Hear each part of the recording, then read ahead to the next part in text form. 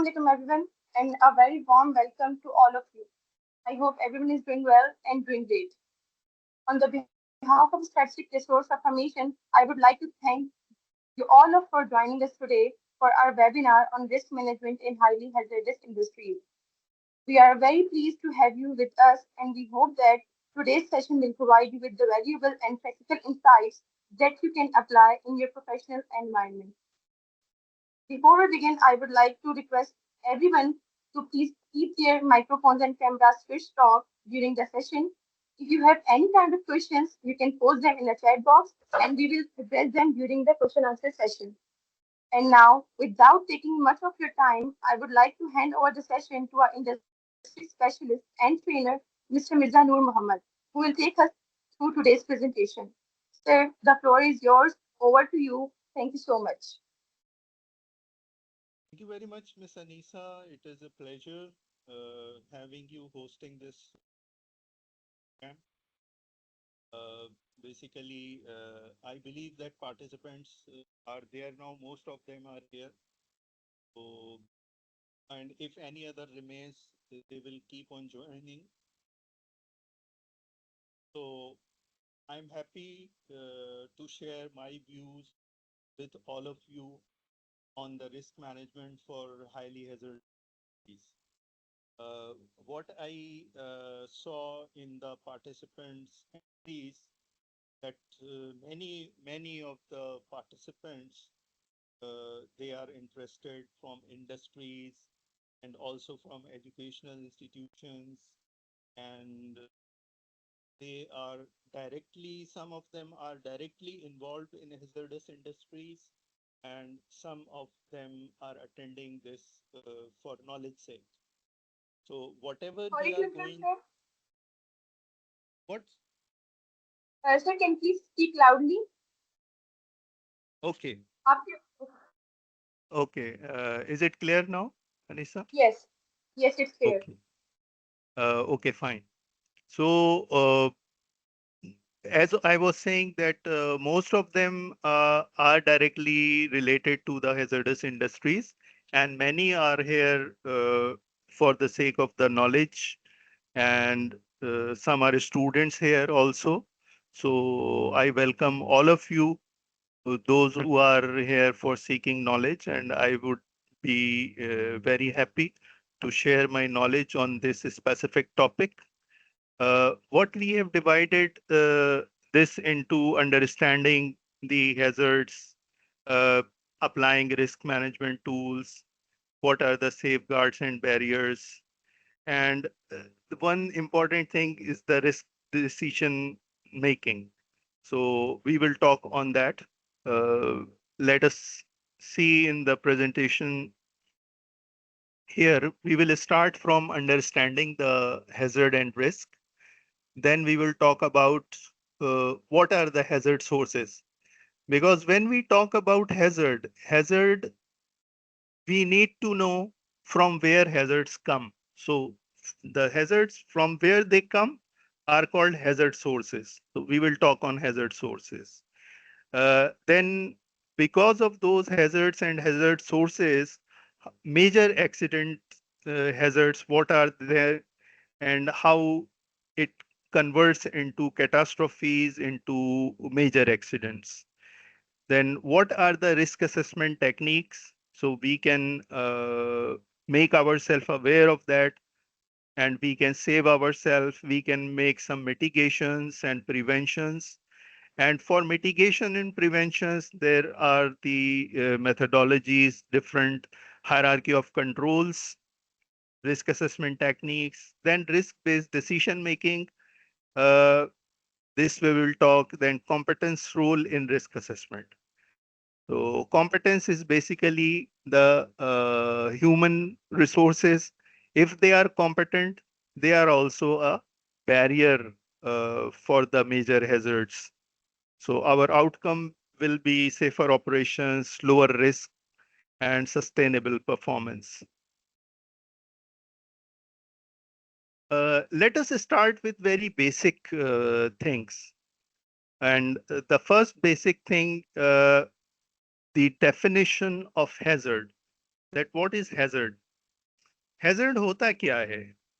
Hazard is a source of harm, यानी वो चीज जो हमें नुकसान पहुंचा सके।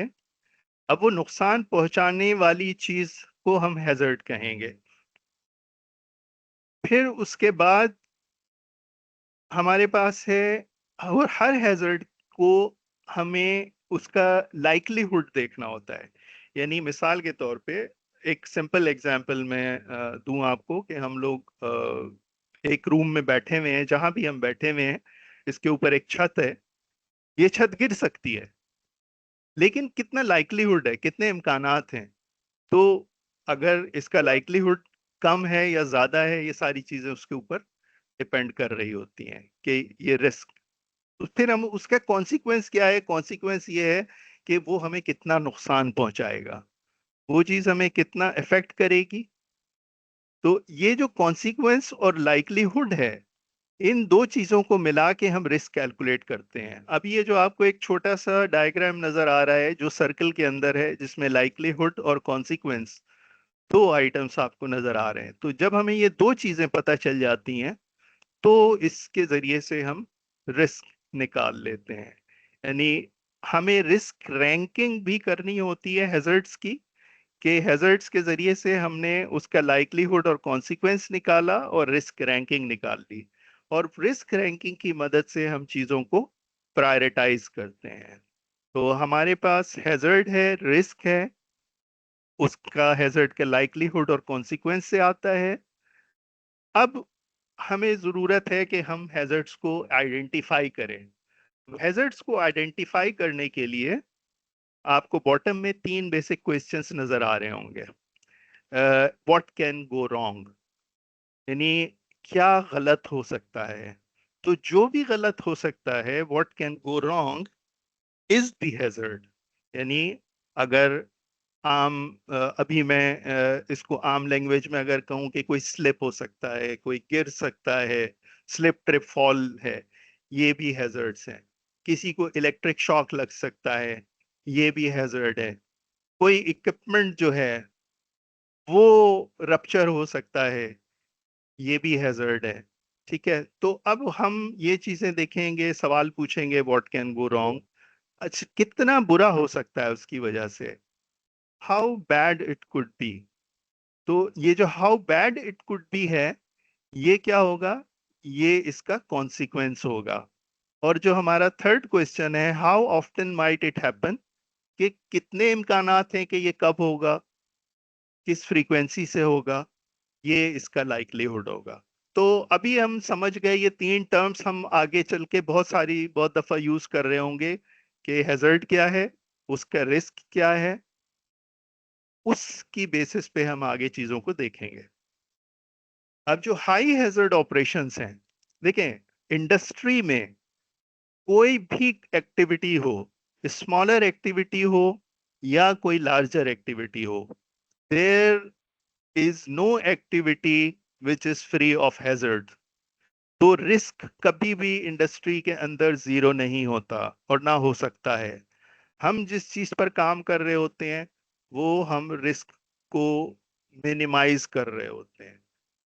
तो इसलिए जरूरी है कि हम हाई हैजर्ड ऑपरेशंस जहां पे हैं, यानी जब हम लाइक्लीहुड और कॉन्सिक्वेंस के जरिए से ये पता लगा लेते हैं कि यहाँ पर हाई हैजर्ड्स हैं, तो फिर हमारा फोकस वहां पे मेन हो जाता है।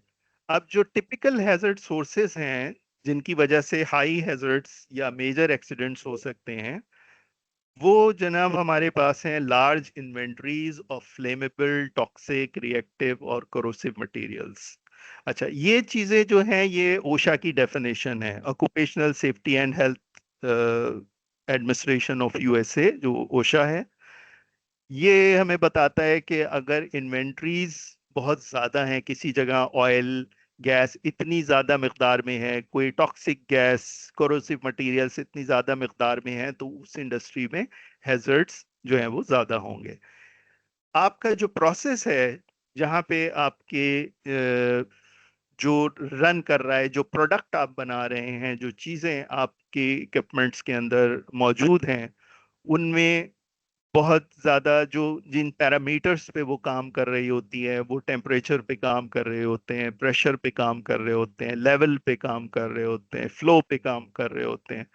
तो इन पैरामीटर्स में से अगर हाई टेम्परेचर या हाई प्रेशर है किसी जगह पे, तो वो भी सोर्स होगा हाई हैजर्ड का। हाई एनर्जी यूटिलिटीज में जैसे स्टीम आ जाती है, इलेक्ट्रिसिटी आ जाती है, कंप्रेस्ड गैसेस आ जाती हैं, तो ये भी हाई हैजर्ड सोर्सेज हैं। फिर complex interfaces across operations, maintenance, contractors and projects, और ऐसी जगह जहाँ पे मल्टीपल एक्टिविटीज हो रही होती हैं, डिफरेंट ऑपरेशंस हो रहे होते हैं, मेंटेनेंस एक्टिविटी भी है, कॉन्ट्रैक्टर्स भी काम कर रहे हैं, डिफरेंट प्रोजेक्ट्स हैं, तो वहां पर कुछ इंटरफेसेस होते हैं पार्टीज के बीच में, या साइमल्टेनियस ऑपरेशंस आप कह लें, ये भी हैजर्ड का सोर्स होते हैं। अब ज्यादातर जो हमारे पास टिपिकल इंडस्ट्रीज हैं, तो इन टिपिक ये हमारी जो पहली हो गई इन्वेंट्रीज थी, हाई प्रेशर थे, टेम्परेचर था, हाई एनर्जी थी, और कॉम्प्लेक्स इंटरफेसेस थे। ये हमारे कुछ सोर्सेज ऑफ हैजर्ड्स हमने आइडेंटिफाई किए। अब नॉट ऑल, लेकिन सम यहाँ पे मैंने कुछ इंडस्ट्रीज मेंशन की हुई हैं, कि जैसे ऑयल एंड गैस प्रोडक्शन हो रही है या प्रोसेसिंग फैसिलिटी है, यहाँ पे हाई हैजर्ड्स का पोटेंशियल होता है। रिफाइनिंग हो रही है पेट्रोकेमिकल की या chemical manufacturing, LNG bulk storage terminals हैं, फर्टिलाइजर पावर यूटिलिटीज हैं, मेजर कंस्ट्रक्शन कमीशनिंग एक्टिविटीज हो रही हैं, जिन कंपनीज में जाहिर है एनुअल टर्न अराउंड्स हो रहे होते हैं, तो वहां पर भी हाई हैजर्ड एक्टिविटीज हो रही होती हैं। अब मेजर हैजर्ड्स जो हैं जिनकी वजह से हाई कॉन्सिक्वेंसेस सिनेरियोस पैदा हो जाते हैं, हाई मेजर इंसिडेंट्स होते हैं, एक्सीडेंट्स होते हैं, उनमें फायर है, फायर हो सकती है। अच्छा, अभी जैसे हमने बात की थी, बात कर रहे थे हम हैजर्ड के लाइक्लीहुड की और कॉन्सिक्वेंस की, तो अब फायर जो है ये किसी भी हैजर्ड का कॉन्सिक्वेंस है। एक्सप्लोजन है, कॉन्सिक्वेंस है। टॉक्सिक रिलीज है, ये कॉन्सिक्वेंस है। तो ये जहां पे इस वक्त जो हमें सारी चीजें नजर आ रही हैं, लॉस ऑफ कंटेनमेंट है। लॉस ऑफ कंटेनमेंट क्या, कि हमारे इक्विपमेंट के अंदर से या पाइप के अंदर से, या जो भी कंटेनमेंट है जिसके अंदर हमारा वो हैजर्डस मटेरियल मौजूद है, अगर उसमें से कोई लीकेज हो जाए, तो उसे हम लॉस ऑफ कंटेनमेंट कहते हैं। तो ये भी एक कॉन्सिक्वेंस है। प्रेशर रप्चर, हाई प्रेशर की वजह से रप्चर हो जाए, आपने जो वहाँ पे सेट पॉइंट्स लगाए हुए थे हाई प्रेशर को कंट्रोल करने के लिए, कंट्रोल वाल्व्स की सूरत में या इंडिकेटर्स की सूरत में, ट्रांसमीटर्स की सूरत में, पीएसवीज की सूरत में, उन्होंने काम नहीं किया, तो प्रेशर रप्चर हो सकता है। रन अवे रिएक्शन, कोई ऐसे दो इन एडवर्टेंट टाइप केमिकल मिक्स हो जाए, तो उसकी वजह से भी इंसिडेंट हो सकता है। डस्ट एक्सप्लोजन का इंसिडेंट हो सकता है। बॉयलर्स, टरबाइन, कोई भी ऐसी मशीन फेल हो जाए, मशीन फेलियर की वजह से इंसिडेंट हो सकता है। स्टोरेज टैंक्स में फायर हो सकती है, ये भी हमारे मेजर एक्सीडेंट्स हैं, ये सारे कॉन्सिक्वेंसेस हो सकते हैं। अच्छा, अब हम बात करते हैं कि ये तो हमने देख लिया कि हैजर्ड, उसके लाइक्लीहुड, उसके कॉन्सिक्वेंस, उससे रिस्क हमने निकाल लिया, कुछ सिनेरियोज हमने देख लिए मेजर। अब हम देखते हैं कि एक्चुअली क्या हुआ है इंडस्ट्री में। Past incidents, past major accidents हमें क्या बताते हैं। तो ये पाइपर अल्फा का इंसिडेंट है, जो कि एक बहुत ही मशहूर ऑयल एंड गैस इंडस्ट्री का इंसिडेंट है। एक ऑयल एंड गैस की रिग पर हुआ था ये, और इसमें जो रीजन बना था, रीजन क्या हुआ था कि एक सेफ्टी वेल्व को रिमूव किया गया था। उस सेफ्टी वेल्व को रिमूव कर किया गया था फॉर मेंटेनेंस एक्टिविटी, और उसके लिए जो वर्क परमिट बना था वो प्रॉपरली कम्युनिकेट नहीं हुआ था। प्रॉपरली कम्युनिकेट होने का मतलब क्या है, कि दो शिफ्ट्स थी वहां पे। जिस शिफ्ट ने निकाला था उसको, उनका जब शिफ्ट टाइम खत्म हो गया और दूसरी शिफ्ट आई, तो उनको वो work permit by hand hand over नहीं हुआ, उनकी बास्केट में रख दिया गया, जो उनको सही से वो उस बात को उन्हें नहीं पता लग सका कि एक जगह से सेफ्टी वेल्व जो है पंप पर से रिमूव किया गया है। अब ये वर्क परमिट और शिफ्ट हैंडओवर का फेलियर था। इसके वजह से हुआ क्या कि उनके दूसरे एक पंप ए था, एक बी था। बी में खराबी पैदा हुई, उनको ए पंप को स्टार्ट करना था, करना पड़ा, और उनकी नॉलेज में नहीं था कि वहां से सेफ्टी वाल्व निकला हुआ है। जैसे ही उन्होंने उसको स्टार्ट किया, वहां से हैंड टाइटेंड ब्लाइंड लगी हुई थी, और उसमें से जो है वो गैस रिलीज हुई, जिसको इग्निशन सोर्स मिला, और इग्निशन सोर्स मिल के एक बहुत बड़ा डिजास्टर हुआ, जिसकी वजह से उनकी क्या हुआ कि मेन क्रूड लाइन जो आ रही थी वो भी रप्चर हो गई। यानी पहला जो इनका इवेंट था, पहला जो टॉप इवेंट था, वो था फायर होना, एक्सप्लोजन होना, और उसी के इम्पैक्ट से इनकी मेन क्रूड लाइन रप्चर हो गई, और जिसकी वजह से ये बहुत ही काला और गहरा धुआं जो आपको इधर प्लेटफॉर्म पे नजर भी आ रहा है, और उसकी वजह से वो लोग जो थे रेस्क्यू भी ना कर सके। रात का वक्त था, हेलीकॉप्टर्स नहीं आ सके इस धुएं की वजह से। तो टोटल जो इसके इम्पैक्ट में आप देख रहे होंगे कि 167 पर्सन्स वर किल्ड। तो इतनी डेथ्स हुई, प्लेटफॉर्म पूरा जल के बिल्कुल बॉटम तक जीरो हो गया, और बिजनेस इंटरप्शंस आए रहे, बिजनेस लॉसेस तो कंपनी के हुए ही इसमें। तो ये एक पाइपर अल्फा का इंसिडेंट था। और देखते हैं हम इंडस्ट्री में क्या हुआ। बीपी टेक्सास का डिजास्टर, ये बीपी रिफाइनरी है। ये कब हुआ था, क्या हुआ था? जब उन्होंने अपने री स्टार्ट कर रहे थे, स्टार्टअप हो रहा था दोबारा मेंटेनेंस एक्टिविटीज के बाद, एक आइसोमराइजेशन यूनिट था उनकी रिफाइनरी का।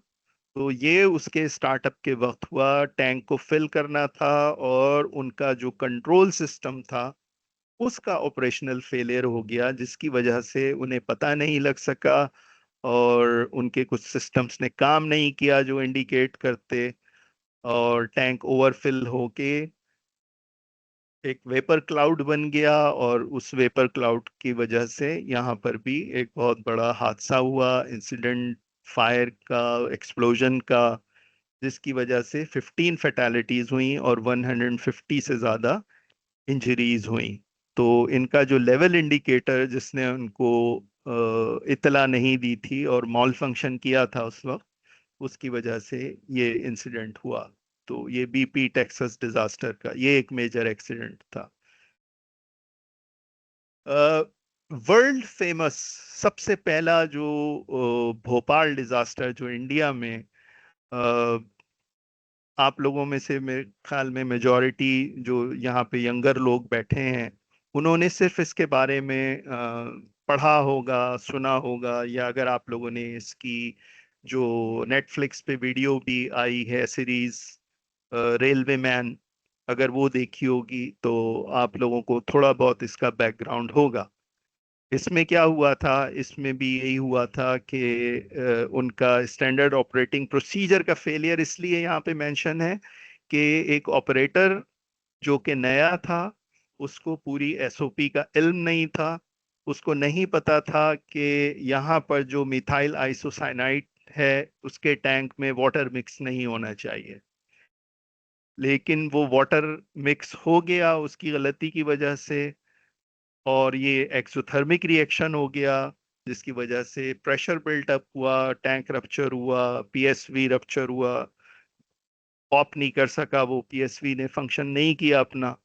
तो वहां पर भी ये गैस लीकेज हुए, और ये इतना बड़ा हादसा था कि इसने पूरे गांव को जो है अपनी लपेट में लिया, और 3787 पीपल वर डाइड।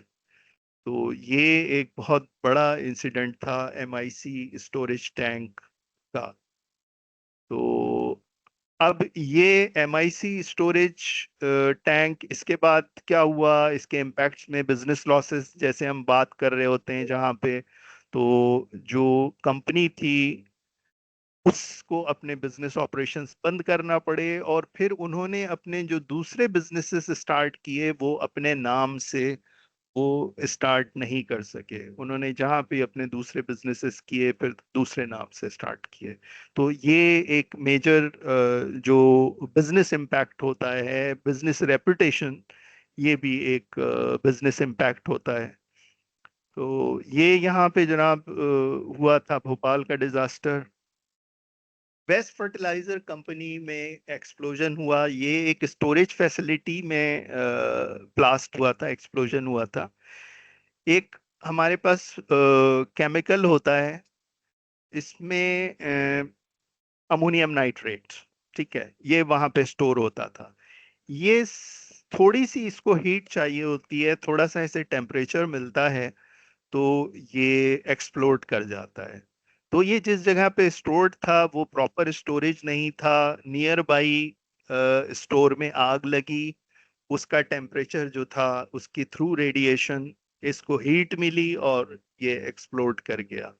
तो ये वेस्ट फर्टिलाइजर कंपनी का एक्सप्लोजन था, इससे कम्युनिटी भी बहुत ज़्यादा इन्वॉल्व हुई क्योंकि ये करीब था कम्युनिटी से। 15 लोग जो हैं उसमें मारे गए थे, 260 से ज़्यादा इंजर्ड हुए थे, और बहुत ज़्यादा इसमें भी डैमेज हुआ था।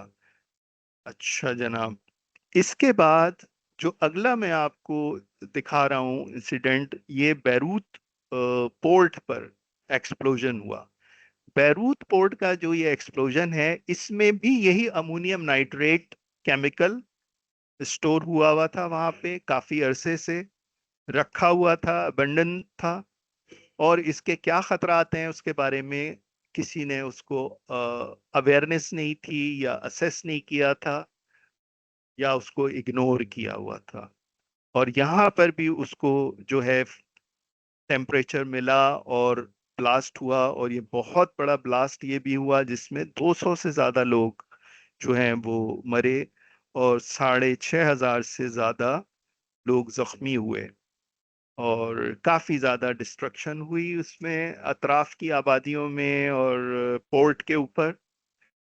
ये चीजें हमें क्या बता रही हैं? अब अगर हम नेक्स्ट स्लाइड पे जाएं तो ये जितने भी हमने डिस्कस किए, ये पाइपर अल्फा से लेकर बैरूत पोर्ट का जो एक्सीडेंट है, इनकी समरी हमें क्या बता रही है? इनकी समरी हमें ये बता रही है कि यहाँ पर बेसिकली जैसे एक में तो परमिट का इशू हुआ, लेकिन वो इशू तो था, लेकिन हुआ क्या, यहाँ पे लॉस ऑफ कंटेनमेंट हुआ। यानी वो जब उन्होंने ऑन कर दिया पंप और पीएसवी से गैस लीक हुई, तो उस लीकेज की वजह से इंसिडेंट हुआ। बीपी टेक्सास सिटी में क्या हुआ, उनका भी जब इंस्ट्रूमेंटेशन कंट्रोल लेवल इंडिकेटर काम नहीं किया, तो उनका जो ऑयल था वो ओवरफ्लो हो गया, और उसने बाद में वेपर क्लाउड बनाया, आग लगी। यहां पर भी लॉस ऑफ कंटेनमेंट हुआ। अच्छा, भोपाल में यहाँ पे टैंक के अंदर इनएडवर्टेंट मिक्सिंग हो गई, तो loss of containment, inadvertent mixing, ये रीजंस थे। और ये रॉन्ग स्टोरेज के दो रीजन, यानी दो जगह पे ऐसी इन्वेंटरीज मौजूद थी। हमने शुरू की स्लाइड्स में बात की थी कि इन्वेंटरीज, अगर किसी जगह पे ज्यादा लार्ज इन्वेंटरीज हैं वो हैजर्ड का सोर्स बनती है, ठीक है, मिक्सिंग हैजर्ड का सोर्स बनती है। इसी तरह से लॉस ऑफ कंटेनमेंट हैजर्ड का सोर्स बनती है। तो ये चीजें जो है हमारे ओवरऑल जो हमने कुछ देखे, इंडस्ट्री में बहुत सारे हादसा हुए हैं, लेकिन ये जो कुछ हमने देखे इन्होंने हमें एक सैंपल दिया यहाँ पे। अच्छा, एक पॉइंट और मैं आपको यहाँ पे बताता हूँ कि आप ये देखें तो जो लास्ट टू हैं, वेस्ट फर्टिलाइजर और बैरूत पोर्ट, ये रिपीटेड इंसिडेंट है। यानी वेस्ट फर्टिलाइजर में हो चुका है 2013 में, और इसी तरह की सिमिलर चीज रिपीट हो रही है 2020 में बैरूत पोर्ट पे। तो क्या हमने लेसन लर्न किया था वेस्ट फर्टिलाइजर के इंसिडेंट से? एक्सीडेंट्स से बचने के लिए, प्रिवेंशन के लिए, हम हादसा से बचें, जो सबसे इम्पोर्टेंट एक हमारे लिए चीज होती है, कंट्रोल्स तो इम्पोर्टेंट होते ही हैं, लेकिन कंट्रोल्स के साथ साथ हमारे लिए बहुत इंपॉर्टेंट होता है लेसन लर्निंग। यानी हम ये देखें कि पास्ट में ऐसे क्या हादसात हो चुके हैं, क्या वजह बनी, और हम क्या करें या क्या ना करें कि ऐसा हादसा हमारे साथ हो या हमारे साथ ना हो। तो यहाँ पे हमें ये देखना है कि रिपीटेड इंसिडेंट्स नहीं होना चाहिए अगर हमने लेसन लर्न किया है प्रीवियस इंसिडेंट्स से। तो अब यहाँ पर हमारे पास जो मैंने आपको बताया, loss of containment, release, fire, ignition, escalation, catastrophic consequences.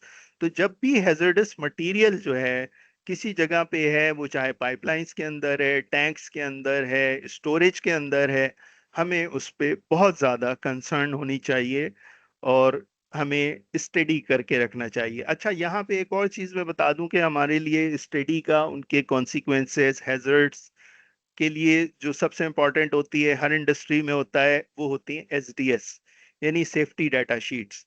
हम जिस भी केमिकल को डील कर रहे हैं, जिस केमी मटेरियल को हैंडल कर रहे हैं, उसकी सेफ्टी डाटा शीट के जरिए से हमें उसके क्या नुकसानात हैं, क्या हादसात हो सकते हैं, क्या मिटिगेशंस हो सकते हैं, ये सेफ्टी डाटा शीट्स के अंदर अवेलेबल होते हैं। तो ये भी हमारे पास एक मिटिगेशन मेजर के तौर पे होती हैं, सेफ्टी डाटा शीट्स। तो ये हो गया हमारा। अब ये जो हमने मेजर इंसिडेंट्स, एक्सीडेंट्स देखे यहाँ पे, ये ज्यादातर जो है रिलेटेड हैं, आपको जो यहाँ पे दो कॉलम्स नजर आ रहे हैं, ऑक्यूपेशनल सेफ्टी का और प्रोसेस सेफ्टी का। तो जो ये रिलेटेड थे प्रोसेस सेफ्टी से। अच्छा, अब ऑक्यूपेशनल सेफ्टी क्या होती है, इसमें थोड़ा सा मैं फर्क भी बता दूं साथ साथ आप लोगों को, कि हमारे पास जो दो तरह की सेफ्टी जिसको हम लोग इंडस्ट्री में डील कर रहे होते हैं, एक ऑक्यूपेशनल सेफ्टी होती है जिसमें किस तरह के हैजर्ड्स होते हैं। उसमें हैजर्ड्स ऐसे होते हैं कि स्लिप, ट्रिप, फॉल, किसी चीज से टकरा गए, पीपी किसी ने नहीं पहनी, किसी को इंजरी लग गई, कट लग गया। ठीक है, तो ये ज्यादातर जो है इनकी फ्रीक्वेंसी बहुत ज्यादा होती है। इस तरह के इंसिडेंट्स जो है ऑक्यूपेशनल सेफ्टी से रिलेटेड, ये ज्यादा हो रहे होते हैं। लेकिन इनके कॉन्सिक्वेंसेस या तो इंडिविजुअल तक होते हैं या लो होते हैं, बहुत ज्यादा हाई नहीं होते। ठीक है, जो काम हो रहा है, जो टास्क हो रहा है, जो एक्टिविटी हो रही है, ये उसी तक लिमिटेड रहते हैं। ठीक है, और हम जो अपने मुख्तलिफ प्रोजेक्ट्स का सेफ्टी रिकॉर्ड बना रहे होते हैं, उस सेफ्टी रिकॉर्ड में हमारा सारा फोकस जो है, ज्यादातर फोकस ऑक्यूपेशनल सेफ्टी के इंसिडेंट्स पर होता है। प्रोसेस सेफ्टी में जो है हमारे पास, चूंकि fire, explosion, toxic release, loss of containment, ये इसको कैटर कर रहा होता है, इसके लिए हमें किन किन चीजों पर और तवज्जो देनी होती है। अच्छा, चूंकि ऐसे हादसात की फ्रीक्वेंसी लो होती है, हमने जो शुरू में एक छोटा सा टेबल देखा था और उस पर हमने बात की थी कि कॉन्सिक्वेंस और लाइक्लीहुड। तो ये जो फ्रीक्वेंसी है, फ्रीक्वेंसी भी यही है कि लाइक्लीहुड क्या है, उसका फ्रीक्वेंसी हमें बताती है लाइक्लीहुड।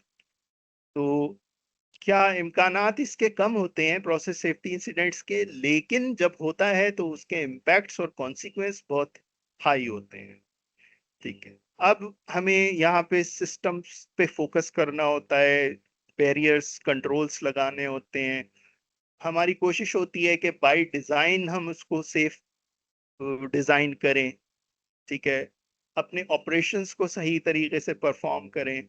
अगर कहीं हम प्रॉपर तरीके से ऑपरेशंस परफॉर्म नहीं कर रहे होते, तो उसकी वजह से भी प्रोसेस सेफ्टी इंसिडेंट्स जो हैं वो हो सकते हैं। तो अब हमारे लिए ज़रूरी क्या है कि हम अपने दोनों के लिए, ऑक्यूपेशनल सेफ्टी के लिए भी और प्रोसेस सेफ्टी के लिए भी, लीडिंग और लैगिंग इंडिकेटर्स जहां जहां पॉसिबल है हमारे लिए, वो हम बनाएं। उन इंडिकेटर्स के जरिए से हमें पता चल सकता है कि हमें कितना खतरा है या हादसे के इम्कानात कितने हो सकते हैं। और कुछ हमें कहाँ कहाँ पे हमारी वीकनेसेस हैं, वो उसके हमें जो सिग्नल्स मिल रहे होते हैं डिफरेंट। यानी अगर किसी जगह पे कोई ऐसे स्मॉल फायर हो गई, किसी जगह पे कोई ड्रॉप वाला लीक हो गया, बहुत ही कम क्वांटिटी में गैस की स्मेल आई, फौरी तौर पे उसको आपने कंट्रोल कर लिया, तो ये इंसिडेंट्स भी रिपोर्ट किए जाते हैं। लेकिन लॉस ऑफ कंटेनमेंट क्या, चाहे छोटा इंसिडेंट हो या बड़ा इंसिडेंट हो, इसको आपने रिपोर्ट जरूर करना होता है, क्योंकि यही जो पहले स्मॉल इंसिडेंट होता है, it escalates and converts into the major process safety incident. तो जो भी साइट है वो अपने उसके लिए लीडिंग एंड लैगिंग इंडिकेटर्स बनाएं, क्योंकि देखें लैगिंग इंडिकेटर्स इसलिए भी इंपॉर्टेंट होते हैं कि वो हमें अलर्ट देते हैं कि क्या गलत हुआ था। तो इसलिए लैगिंग इंडिकेटर्स को भी हम इग्नोर नहीं कर सकते, उस वो भी हमारे लिए इम्पोर्टेंट है। और लीडिंग इंडिकेटर्स जाहिर है उसमें ये है कि हम एंटिसिपेशन में बहुत सारी चीज़ों को प्रिवेंशन की तरफ लेके जा सकते हैं। तो जो मेजर एक्सीडेंट्स को हमें प्रिवेंट करता है सब्जेक्ट, वो है पीएसएम, प्रोसेस सेफ्टी मैनेजमेंट। तो आजकल मतलब बहुत ही अच्छा एक ट्रेंड है पाकिस्तान में, बहुत सारी ऑर्गेनाइजेशंस जो हैं, प्रोसेस इंडस्ट्री हो गई, एनर्जी सेक्टर है, फर्टिलाइजर्स हैं, जो भी केमिकल, पेट्रोकेमिकल, पावर सेक्टर, ये सारे जो हैं ये प्रोसेस सेफ्टी मैनेजमेंट की तरफ कुछ आ गए हैं, कुछ ट्रांजिशन फेज में हैं, कुछ आ रहे हैं। तो ये एक पॉजिटिव साइन है कि पाकिस्तान में प्रोसेस सेफ्टी मैनेजमेंट की काफी ज्यादा अब अहमियत हो गई है।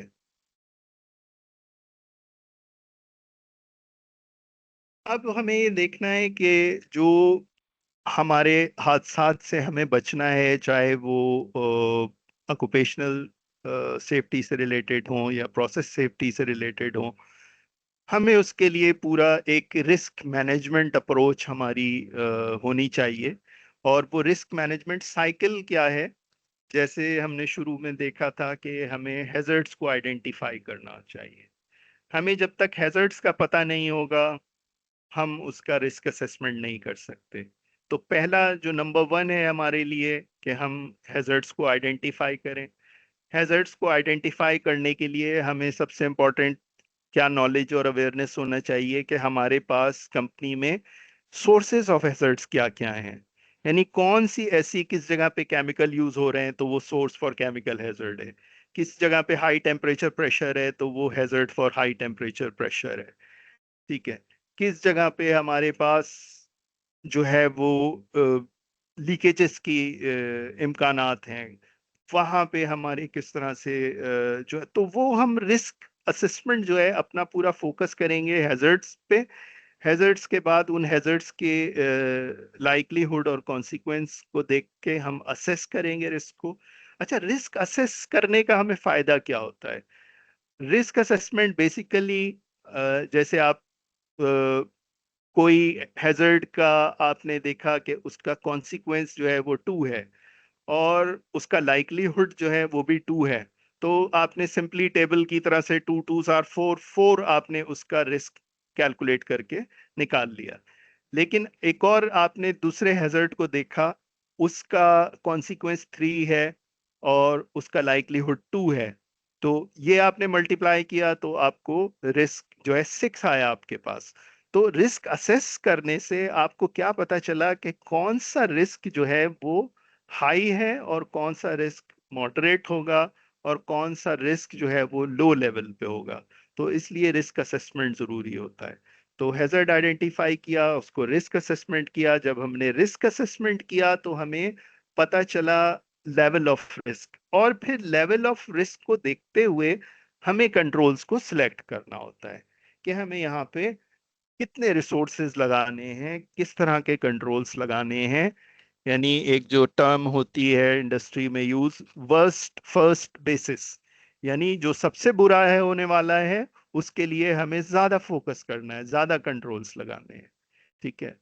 लेकिन जहाँ पे भी ह्यूमन लाइफ की बात आ जाती है, वहाँ पे अगर एक लाइफ है तो भी हमारे लिए इम्पोर्टेंट है, और अगर मल्टीपल फेटालिटीज या इंजरीज हैं तो वो भी हमारे लिए उसी तरह से इक्वली इम्पोर्टेंट है। अब जब हमने कंट्रोल्स को सिलेक्ट कर लिया कि हमें क्या लगाना है, तो फिर हमने उसको फील्ड में भी इम्प्लीमेंट करना है। तो जब हम उसको इम्प्लीमेंट कर देंगे फील्ड में, तो ये हमारा हो जाएगा रिस्क मैनेजमेंट, यानी हमने रिस्क को मैनेज कर दिया। अब हम इसको वेरीफाई भी करते हैं कि हमने जो रिस्क मैनेज किया इफेक्टिवली मैनेज किया, तो उसकी वेरिफिकेशन जरूरी होती है through audits, through visits, through different systems. वो उसकी वेरिफिकेशन हम कर रहे होते हैं। और फिर अगर उन ऑडिट्स के अंदर, उन सर्वेस के अंदर हमें कहीं पे कोई वीकनेसेस मिलती हैं, तो नंबर 6 में हम क्या करते हैं, उनको इम्प्रूव करते हैं। तो रिव्यू एंड इम्प्रूव। तो यानी 1 2 3 जो था हमारा, हैजर्ड आइडेंटिफिकेशन, रिस्क असेसमेंट और सिलेक्ट कंट्रोल्स, यहाँ तक हमारा पूरा एक रिस्क असेसमेंट हो गया। जब हमने उस कंट्रोल्स को, जिसको सिलेक्ट किया था रिस्क असेसमेंट में, फील्ड में अप्लाई कर दिया, तो वो हमारा रिस्क मैनेजमेंट हो गया। यानी नंबर 4 पे पहुंचते हैं आप, तो आपका रिस्क मैनेजमेंट कंप्लीट हो जाता है। तो नंबर 5 पे आप उसको वेरीफाई करते हैं, ऑडिट करते हैं, और देन कोई भी गैप होता है तो आप उसको रिव्यू करके इम्प्रूव करते हैं। ये हमारा रिस्क मैनेजमेंट साइकिल है, जो कि कंटिन्यूअस इम्प्रूवमेंट साइकिल की तरह से काम कर रहा होता है। तो अब यहाँ पे बाई डेफिनेशन अगर आप इसको देखें, तो controls are not selected once and forgotten, they must be owned, implemented, checked, learn from and improved. तो ये पर्पस है। अच्छा, अब इसमें जहाँ पे ओन्ड दिया है, तो यानी ओनरशिप। आपके जो डिफरेंट कंट्रोल्स होते हैं, वो उसके लिए आप रिस्पॉन्सिबल पर्सन्स बनाते हैं कि इस कंट्रोल को कौन चेक करेगा या ये कंट्रोल कौन लगाएगा। तो वहां से उसकी ओनरशिप आती है। तो जो ओनरशिप लेता है उसकी जिम्मेदारी हो जाती है। फिर अगर उसमें कोई गैप भी होता है, तो वापस पलट के आप रिव्यू एंड इम्प्रूवमेंट के लिए उसके ओनर के पास आएंगे कि भाई ये जो आपने कंट्रोल लगाया है, इसमें थोड़ा सा गैप रह गया है, इसको इम्प्रूव कर दो। तो ये हमारा रिस्क मैनेजमेंट का साइकिल यहाँ पे आता है। अब हमारे पास रिस्क मैनेजमेंट और रिस्क असेसमेंट के लिए डिफरेंट टेक्निक्स होती हैं। रिस्क असेसमेंट टेक्निक्स हैं हमारे पास बहुत सारी।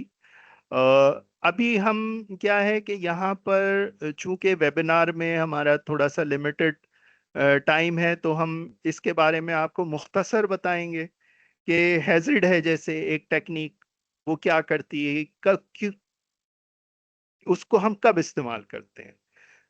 इसी तरह का हमारा, चूंकि ये वेबिनार हमारा एक टोटल ओवरव्यू देने के लिए है इस प्रोग्राम के, और जो हमारा डिटेल्ड इसका प्रोग्राम होता है यही सेम टॉपिक पे, उसमें हम 2 डेज का सेमिनार कंडक्ट कर रहे होते हैं। किसी भी क्लाइंट पे अगर रिक्वायरमेंट है तो क्लाइंट की प्रेमिसेस पे भी कर रहे होते हैं। अगर होटल में ओपन प्रोग्राम होता है हमारा, तो उसे ओपन प्रोग्राम 2 डेज का ये कंडक्ट करते हैं। फिर ये टेक्निक्स जो हैं वो डिटेल में डिस्कस की जाती हैं, और जो सारे टॉपिक्स अभी आपको मैं थोड़ा थोड़ा करके बता रहा हूँ, एक फ्लेवर दे रहा हूँ, वो फिर डिटेल में चीजें आती हैं। तो अब हैजर्ड जो है बेसिकली हैजर्ड आइडेंटिफिकेशन है। हैजर्ड आइडेंटिफिकेशन जो है वो सूटेबल होती है जब हमें कोई भी नया काम करने जा रहे हैं या कोई एक्टिविटी परफॉर्म करने जा रहे हैं, तो अर्ली स्टेज पे उसका हमें हैजर्ड आइडेंटिफिकेशन करना होता है। एक ब्रॉड स्क्रीनिंग, यानी एक ओवरऑल देख के, पूरी साइट का रिव्यू करके, लोगों को इंटरव्यू करके, ठीक है, तो हम हैजर्ड्स आइडेंटिफिकेशन करते हैं। फिर उसके बाद हमारे पास मेथड होता है व्हाट इफ का, चेकलिस्ट मेथड है। यानी हम डिफरेंट सिनेरियोस पे बात कर रहे होते हैं कि इफ दिस हैपेंस तो उसके क्या कॉन्सिक्वेंसेस होंगे, क्या हो सकता है। तो ये व्हाट इफ मेथड के जरिए से हम कर रहे होते हैं। कुछ हमारे पास बिल्ट इन क्वेश्चंस चेकलिस्ट की सूरत में होते हैं, या समटाइम्स कुछ चीज़ों के लिए हम कोई इक्विपमेंट पे काम कर रहे हैं अगर, तो उस इक्विपमेंट का जो वेंडर है उसने हमें एक बिल्ट इन चेकलिस्ट अगर दी हुई है, तो उसी की चेकलिस्ट को यूज करके हम एक रिस्क असेसमेंट कर सकते हैं। हैजॉप जो है ये एक बहुत ही डिटेल्ड स्टडी होती है हमारे पूरे प्रोसेस की। हैजॉप is the heart of the process safety management. इसको हम डिटेल में पूरे प्रोसेस पैरामीटर्स को one by one, her equipment में क्या फंक्शंस हैं, क्या प्रोसेसेस हो रहे हैं, टेम्परेचर, प्रेशर, लेवल, फ्लो, इनको देखते हुए, और इन सिनेरियोस के साथ हम क्या डेविएशंस हो रही होती हैं, तो उन डेविएशंस को हर प्रोसेस पैरामीटर के साथ कंबाइन करके हम डिटेल में अपने प्रोसेस को स्टडी करते हैं। ये बहुत ही tedious job, time taking job होती है, और जिसको पूरी टीम जो है जो आप टीम परफॉर्म करती है in the presence of facilitator. तो ये भी हम लोग कर रहे होते हैं, हैज़ॉप स्टडीज पे भी काम कर रहे होते हैं। तो इस पे भी अगर कभी जरूरत हो तो we can give you input. अब उसके बाद फिर जैसे बोट आई मेथड है, ये हम क्या कर रहे होते हैं कि इसमें जो भी हमारे पास बैरियर्स हैं उनको समझने के लिए, विजुअलाइज करने के लिए कि हमने जो कंट्रोल्स लगाए हैं, जो कंट्रोल बैरियर्स हैं, कौन उसको परफॉर्म करेगा, उसकी ओनरशिप किसके पास है, रिस्पॉन्सिबल पर्सन कौन है, तो बो टाई मेथड है। इसी तरह से हमारी जो layer of protection, different protection layers हम लगाते हैं, डोपा जो कहलाता है, वो उसकी असेसमेंट होती है, लोपा असेसमेंट है, क्यूआरए है, quantitative risk estimation for high consequences decisions. तो ये भी क्यूआरए एक मेथड है आपके रिस्क असेसमेंट टेक्निक्स में से। फिर जैसे जॉब सेफ्टी एनालिसिस या जॉब हैजर्ड एनालिसिस, JHA, या some companies are calling it TRA also, task risk assessment.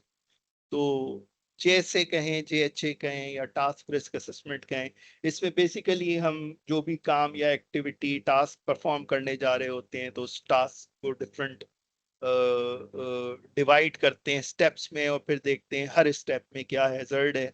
तो डिफरेंट लेवल ऑफ वर्क जो हमारे बनते हैं उनमें हर एक में हैजर्ड्स आइडेंटिफाई करते हैं, और उनकी मिटिगेशन और कंट्रोल्स हम आइडेंटिफाई करते हैं। तो ये एक हमारी रिस्क असेसमेंट टेक्निक्स के बारे में हो गई। फिर उसके बाद जनाब, कोई भी अभी जी जितनी भी हमने 5 6 7 रिस्क असेसमेंट टेक्निक्स पे बात की, ये टेक्निक्स हम कोई सी भी अप्लाई कर रहे हों, कहीं भी अप्लाई कर रहे हों, ये जो इस वक्त आपके सामने स्क्रीन पे 3 क्वेश्चंस हैं, ये आपको हर जगह पूछने होते हैं। ठीक है, तो आपको सबसे पहला सवाल क्या होता है, आप हर रिस्क असेसमेंट टेक्निक में आपको इन 3 सवालों की जरूरत पड़ेगी। व्हाट कैन गो रॉन्ग, ये शुरू में भी हमने इस पे बात की। व्हाट कैन गो रॉन्ग क्या चीज होती है? व्हाट कैन गो रॉन्ग होती है हैजर्ड। तो हमें हैजर्ड को आइडेंटिफाई करना होता है। तो आइडेंटिफाई क्रेडिबल इनिशिएटिंग इवेंट, क्या फेलियर हो सकता है, क्या इनिशिएटिंग इवेंट हो सकता है, क्या डेविएशन हो सकता है, या क्या अनसेफ कंडीशन हो सकती है, क्या गलत हो सकता है वहां पे, क्या ऐसा हैजर्ड होगा कि जिसके बैड कॉन्सिक्वेंसेस होंगे। तो अगर वो बैड कॉन्सिक्वेंसेस होंगे तो how bad could it be, तो ये हम देखेंगे। तो उसकी वजह से क्या इंजरी हो सकती है, क्या उसकी वजह से फेटेलिटी हो सकती है, क्या उसकी वजह से कोई असेट डैमेज हो सकता है, कोई हमारा इक्विपमेंट डैमेज है, फेलियर हो जाए, कोई एनवायरमेंटल डैमेज है, कोई लीकेज हो जाती है ऑयल एंड गैस की, तो आपकी जितने भी ये नेचुरल रिसोर्सेज हैं उनकी डिप्लीशन हो जाती है। तो ये सारे हमारे एनवायरमेंटल के अंदर आ जाते हैं। फिर कम्युनिटी कम्युनिटी इफेक्ट होना, ये भी बहुत ही इम्पोर्टेंट क्वेश्चन होता है, क्योंकि किसी भी कंपनी के रेपुटेशन के लिए ये बहुत ज़रूरी है कि उसके जो हैजर्ड्स हैं उनके कॉन्सिक्वेंसेस से कम्युनिटी इफेक्ट ना हो रही हो। जहाँ पे कम्युनिटी इफेक्ट होती है वो हमारे लिए बहुत ही हाई कॉन्सिक्वेंस उसमें आ जाता है। तो उसका बिजनेस कॉन्सिक्वेंस पे बिजनेस लॉस, आपकी कंपनी की रेपुटेशन डैमेज होती है उससे बहुत ज्यादा। फिर उसके बाद तीसरा सवाल हमारा, how often might it happen, और कितना इम्कान है इस चीज के होने का, यानी इसका लाइकलीहुड क्या है। अब लाइकलीहुड निकालने के लिए हमारे पास क्या चीजें होती हैं जिसे हम देख रहे होते हैं, यानी पास्ट एक्सपीरियंस हमारा क्या है।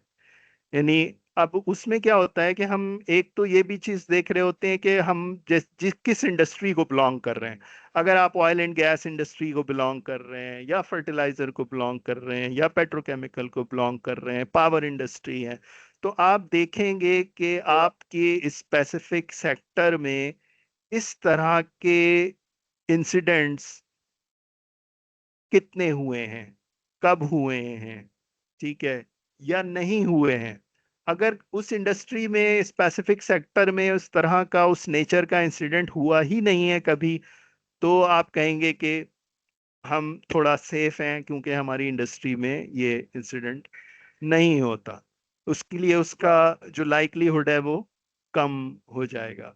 लेकिन अगर वो इंसिडेंट हुआ है उस इंडस्ट्री में, तो आपको थोड़ा सा उसको वेटेज देना होगा। फिर आपके अपने एरियाज में, आपके अपने प्लांट में आपका एक्सपीरियंस क्या कहता है कि आपके यहाँ वो इंसिडेंट हुआ है तो कितनी बार हुआ है। तो अगर 10 सालों में कोई एक आध बार हो गया है, 5 साल में एक दो बार हो गया है, या साल में कई बार हुआ है, तो ये चीजें सारी आपकी उसके लाइक्लीहुड को घटाएंगी या बढ़ाएंगी। ठीक है। तो ये आपका पास्ट एक्सपीरियंस, ये आपका डेटा, जितना आप डेटा रिच होंगे अपने इंसिडेंट्स के बारे में, उतना ज्यादा आप अच्छे तरीके से कोई भी रिस्क असेसमेंट कर सकते हैं। इसीलिए जरूरी है, आप लोगों को इंडस्ट्री में खास तौर पे ये कहा जाता होगा कि छोटे से छोटा इंसिडेंट भी रिपोर्ट करो। कोई भी इंसिडेंट, चाहे वो नियर मिस की सूरत में हो, रिपोर्टेड रहना चाहिए। अनरिपोर्टेड कोई इंसिडेंट नहीं होना चाहिए, क्योंकि ये हमारा डेटा बन रहा होता है, और ये डेटा हमें हेल्प कर रहा होता है हमारी रिस्क असेसमेंट के अंदर। उससे हम चीजों को प्रिडिक्ट कर सकते हैं, और फिर हम प्रिवेंट कर सकते हैं, अपनी रिस्क रैंकिंग कर सकते हैं, अपने रिसोर्सेज उसी के मुताबिक फिर एलोकेट कर सकते हैं। तो यहाँ पर जो है, फिर इन तीन सवालों की जो हमारे, अगर हमेशा हम पूछते हैं, हमेशा अगर हमारा फोकस इन्हीं तीन सवालों के ऊपर होता है, तो ये हमारे लिए हेल्पफुल होती है किस चीज में, रिस्क बेस्ड डिसीशन मेकिंग में। ठीक है। हम कोई भी फैसला रैंडमली नहीं करते कि मैंने आपसे पूछा, आपने मुझसे पूछा, आपने मैनेजर से पूछा, सुपरवाइजर से पूछा, टेक्नीशियन से पूछ लिया, ऑपरेटर से पूछ लिया और फैसला कर लिया। नहीं, आप देखें कि वहां पे एक्चुअल रिस्क कितना है। तो आपकी जो डिसीजन मेकिंग है वो रिस्क बेस्ड होना चाहिए। तो think about the risk, manage the risk, prevent disasters. Safety जो है वो हर एक की रिस्पॉन्सिबिलिटी है, किसी एक इंडिविजुअल की रिस्पॉन्सिबिलिटी नहीं है।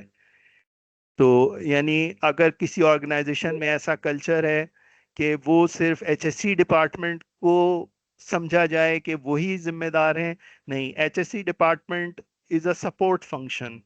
वो आपको हेल्प कर रहे होते हैं, सिस्टम्स को रन करने में हेल्प कर रहे होते हैं, प्रोसीजर्स में हेल्प कर रहे होते हैं, सिस्टम्स में आपको हेल्प करते हैं। लेकिन उन सिस्टम्स को इम्प्लीमेंट करना, उन सिस्टम्स को अप्लाई करना, उन सिस्टम्स को फॉलो करना, उनके गैप्स निकालना, अलर्ट देना, रिपोर्टिंग करना, ये सबकी जिम्मेदारी होती है।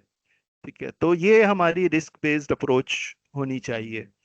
अच्छा, अब जब हम रिस्क हैजर्ड्स आइडेंटिफाई कर लेते हैं, तो हमारे लिए फिर इम्पोर्टेंट होता है कंट्रोल्स लगाना। और जब हम कंट्रोल्स लगाने जा रहे होते हैं किसी भी हैजर्ड्स के लिए, कि हमें बचा जा सके उससे, तो फिर हमारे पास एक हायरार्की ऑफ कंट्रोल्स होती है।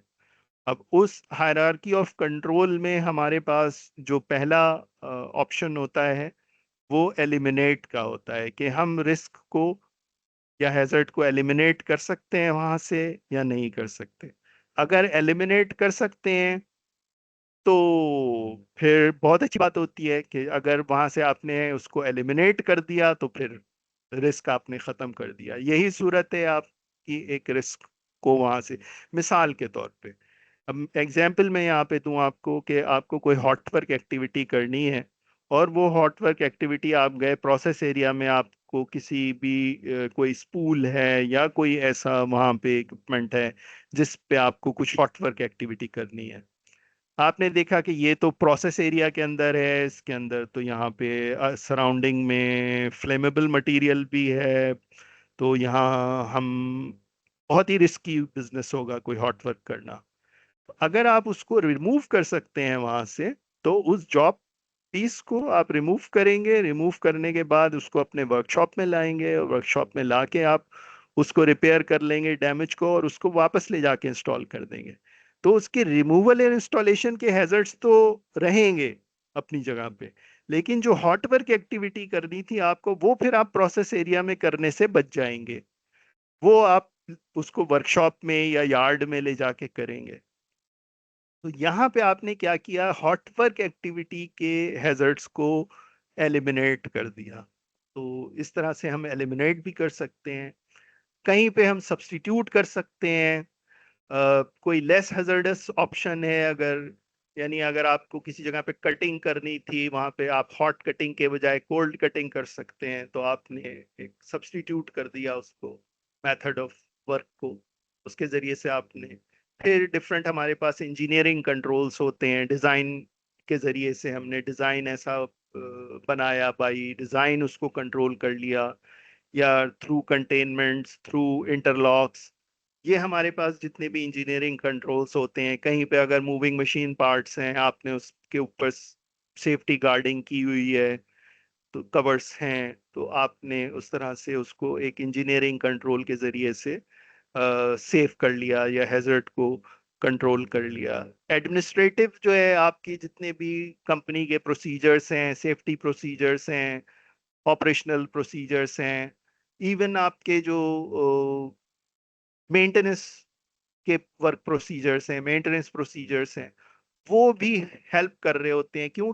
मेंटेनेंस प्रोसीजर में अगर आपका स्टाफ ट्रेंड है, अगर एसओपी में आपका स्टाफ ट्रेंड है, तो ये उनकी ट्रेनिंग जो है, यानी उनकी competency, if the people are trained, it means they are competent to do the job.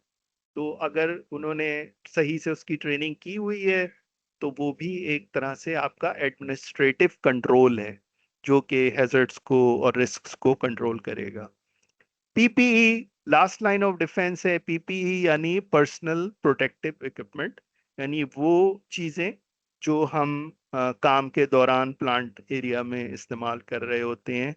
जैसे कुछ तो मैंडेटरी हैं, जैसे आपका हार्ड हैट हो गया, सेफ्टी ग्लासेस हो गए, केमिकल एरिया है तो गॉगल्स हो गए, आपके जो है वो कवर ऑल हो गया, सेफ्टी शूज हो गए, आपके एयर मफ्स हो गए। ये चीजें आपके वो पीपीईज हैं जो कि ज्यादातर बेसिक पीपीईज हैं जो इस्तेमाल कर रहे होते हैं। अब ये पीपीईज हमें किस वक्त बचाते हैं? ये हमारे होते हैं लास्ट लाइन ऑफ डिफेंस, यानी बिल्कुल एंड में, जब आपके ऊपर दिए हुए सारे कंट्रोल्स फेल हो जाते हैं, यानी एलिमिनेशन भी नहीं कुछ कर सका, सब्स्टिट्यूशन भी कुछ नहीं कर सका, इंजीनियरिंग भी कुछ नहीं कर सका, एडमिनिस्ट्रेटिव कंट्रोल, आपका वर्क परमिट प्रोसीजर और आपके परमिट्स और ट्रेनिंग कुछ भी नहीं कर सके, वो भी फेल हो गए यहाँ पे। तब अगर कोई चीज है तो वो आपको पीपीई बचाएगी, उस वक्त वो आपको सेव करेगी, उसके इम्पैक्ट को कम करेगी। तो PPE last line of defence तो है, मगर बहुत ही इंपॉर्टेंट है। इसकी इंपॉर्टेंस कम नहीं है, लास्ट लाइन ऑफ डिफेंस की इंपॉर्टेंस टॉप पे है, क्योंकि यही वो आखिरी चीज है जो हमें सेफ रख सकती है। फिर जनाब, हमारे पास प्लांट्स में बहुत सारे जो इक्विपमेंट्स होते हैं, इंस्ट्रूमेंट्स होते हैं, डिवाइसेस होते हैं, उनमें से कुछ जो हैं वो सेफ्टी क्रिटिकल होते हैं। तो हमें अपने इक्विपमेंट्स का क्रिटिकलिटी असेसमेंट जो है वो करके आइडेंटिफाई करना चाहिए कि हमारे कौन से इक्विपमेंट, इंस्ट्रूमेंट्स, डिवाइसेस जो हैं वो सेफ्टी क्रिटिकल हैं।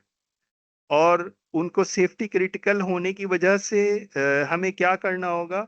हमें खास ध्यान अपने इन सेफ्टी क्रिटिकल इक्विपमेंट्स पे देना होगा। क्यों? सेफ्टी क्रिटिकल इक्विपमेंट्स की एक डेफिनेशन क्या है कि हमारा सेफ्टी क्रिटिकल इक्विपमेंट अगर फेल हो जाता है, यानी ऑन डिमांड हमें जब उसकी जरूरत है, उस वक्त उसने काम नहीं किया, तो हम जो है फिर कैटास्ट्रॉफी से बच नहीं सकते। यानी अगर पहला हम कह लें, आपका जो प्रेशर रिलीफ वाल्व है, प्रेशर रिलीफ वाल्व का फंक्शन क्या है कि जब हाई प्रेशर हो वो पॉप करे और प्रेशर को रिलीज कर दे। लेकिन हमें जिस वक्त जरूरत थी उसके काम करने की, उस वक्त उसने काम नहीं किया, तो फिर उसके बाद क्या होगा कि हाई प्रेशर बिल्टअप होके रप्चर हो सकता है, एक्सप्लोजन हो सकता है, उसके केस में फायर हो सकती है, या इमरजेंसी इमरजेंसी शटडाउन सिस्टम को फौरन बंद कर देना था, उसने अपना काम नहीं किया। जहाँ पे fire and gas detection systems हैं, लीकेज कोई था, वो लीकेज हमें डिटेक्ट करके बता देता कि यहाँ पे हाइड्रोकार्बन्स का लेवल जो है वो एलईएल बढ़ गया है। वो अगर हमारे सही फंक्शन नहीं कर रहे हैं, उनकी कैलिब्रेशन खराब हो गई है, तो क्या होगा, हमें फिर तब उस वक्त पता चलेगा जिस वक्त कोई इग्निशन सोर्स जो है वो फायर में कन्वर्ट हो जाएगा।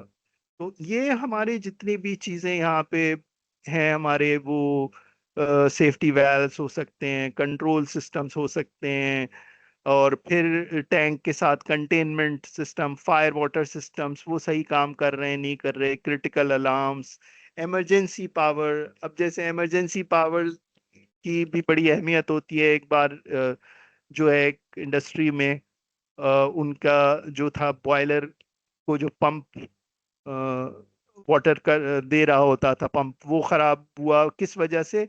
पावर फेलियर की वजह से। पावर फेलियर हुई, वो उसके लिए तैयार ही नहीं थे, उन्होंने उसको कुछ रखा ही नहीं था स्टैंड बाय पे। वो विदाउट वाटर जो है वो बॉयलर थोड़ी देर चला और रप्चर हो गया। तो ये इंसिडेंट्स इस तरह के जो है चीज़ों को अगर ऑन डिमांड अवेलेबल नहीं होती हैं, तो ये हमारे वो सेफ्टी क्रिटिकल इक्विपमेंट्स हैं जिनको कि हम थ्रू हैजॉब स्टडी में भी ये सिनेरियोज निकाल रहे होते हैं। हैजॉप हमारा एक बड़ा सोर्स होता है जो हमें आइडेंटिफाई करके देता है कि हमारे कौन से इक्विपमेंट्स, इंस्ट्रूमेंट्स, डिवाइसेस जो हैं वो सेफ्टी क्रिटिकल होंगे। तो हैजॉप एक ओवरऑल जो रिक्वायरमेंट होती है वो भी हम कर रहे होते हैं, और उसके जरिए से मदद से उसके हम अपने सेफ्टी क्रिटिकल इक्विपमेंट्स भी आइडेंटिफाई कर रहे होते हैं। तो ये सेफ्टी क्रिटिकल इक्विपमेंट्स। अच्छा, सेफ्टी क्रिटिकल इक्विपमेंट्स को आगे अभी हम आएंगे। एक मेथोडोलॉजी है प्रोसेस सेफ्टी मैनेजमेंट की जो डील कर रही होती है, वो क्रिटिकल इक्विपमेंट्स डील कर रहा होता है मैकेनिकल इंटीग्रिटी प्रोग्राम। तो उस पे भी हम बात करेंगे। यहाँ पे जो अब नीचे आपको लाइन नजर आ रही है, मैनेजमेंट एक्सपेक्टेशन, जहाँ पे लिखा हुआ है कि safety critical equipment performance must be verified through inspection. तो अब हमारे पास क्या होना चाहिए, इन सारे सेफ्टी क्रिटिकल इक्विपमेंट्स का इंस्पेक्शन प्लान होना चाहिए। यानी इनकी खराबी से पहले ही हम इंस्पेक्ट करके इनको चेक कर लें, देख लें।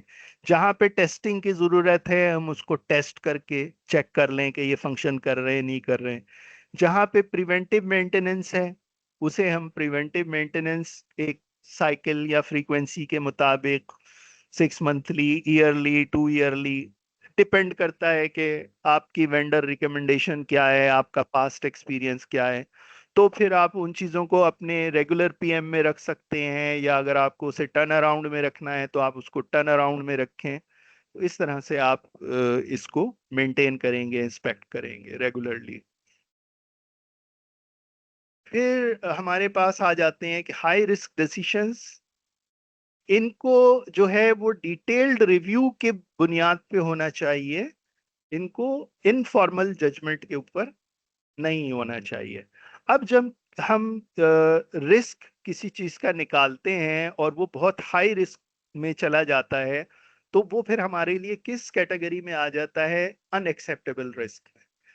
अनएक्सेप्टेबल रिस्क क्या होता है? उसको हमें कम करना होता है। अदरवाइज कंपनी कहती है ये हमारी टॉलरेबल रीजन में नहीं है, हम इतना हाई रिस्क जो है वो टॉलरेट नहीं कर सकते। बाज दफा कंपनीज ने नंबर्स की सूरत में अपने टॉलरेबल रीजन या टॉलरेबल रिस्क के, अगर उनकी 5x5 की रिस्क मैट्रिक्स है या 8x8 की रिस्क मैट्रिक्स है, और कोई रिस्क जो है वो हाई रिस्क जो है वो रीजन में आ रहा है, 8 आ रहा है, तो आउट ऑफ 10 तो कहेंगे नहीं ये बहुत हाई है, हम 4 से ऊपर हम अलार्म हमारा नहीं जाना चाहिए।